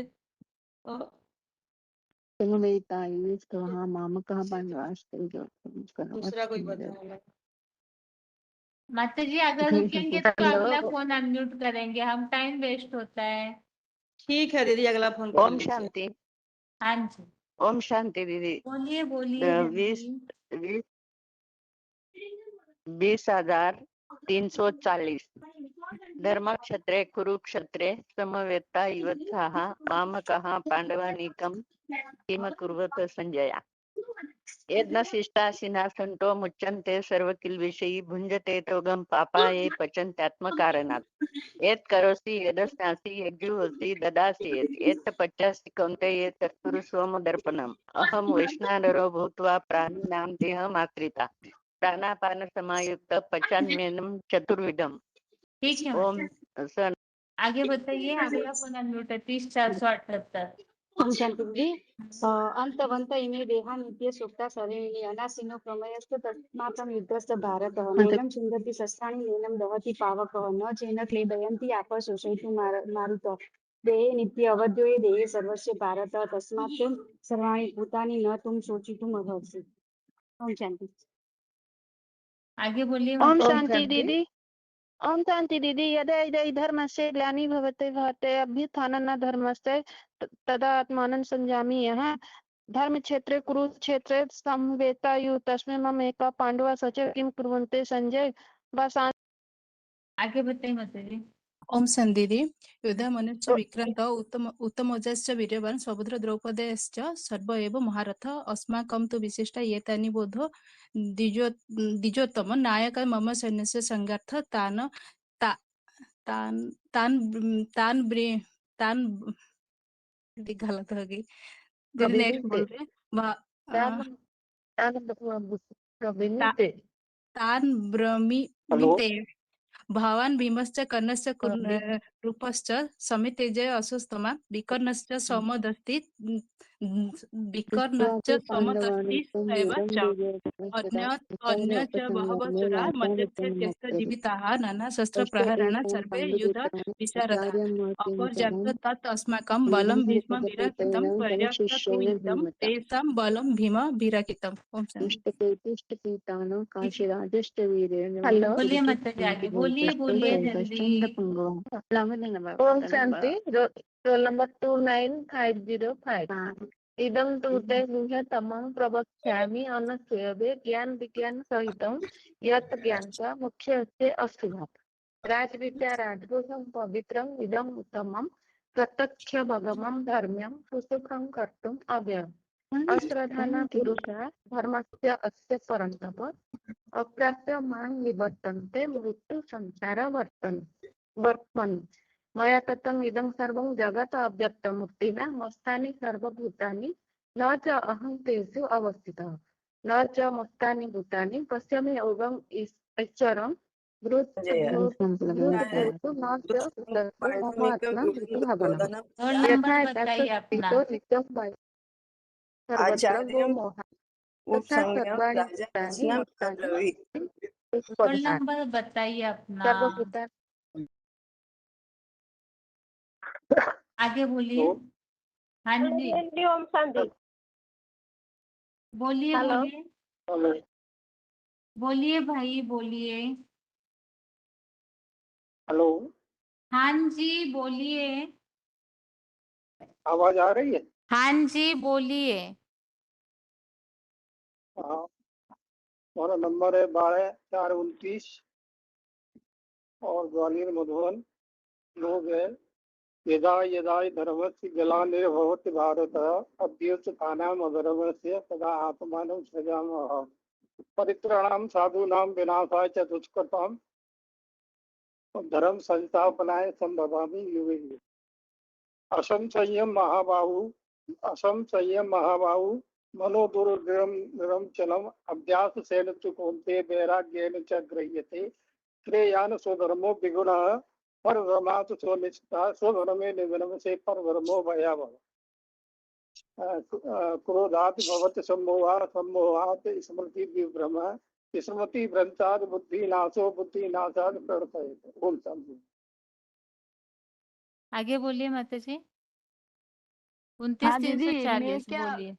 हाँ दीदी, मैं 15 अगस्त के बारे में बताना चाहती माता क्योंकि जी रिक्सी शाम को के कल क्लास बोलना में, था। क्योंकि 2 ही मिनट बाकी है, शाम के क्लास में आप पहले ही हाथ उठाइए तो तुरंत अनम्यूट कर देंगे, ठीक है? शाम को तो टाइम नहीं मिलता है दीदी, रिक्सी को बोलना था ना, इसीलिए मैं पूछ रही थी कोई उसमें चेंज करना है कल स्कूल में, उसको बोलना था, इसीलिए मैं पूछ रही थी नहीं, वो दीदी। तो ठीक पता है, मतलब चलेगा। हाँ ओके। ठीक, आज के लिए क्लास यहाँ ही पूरा करते हैं। ओम शांति।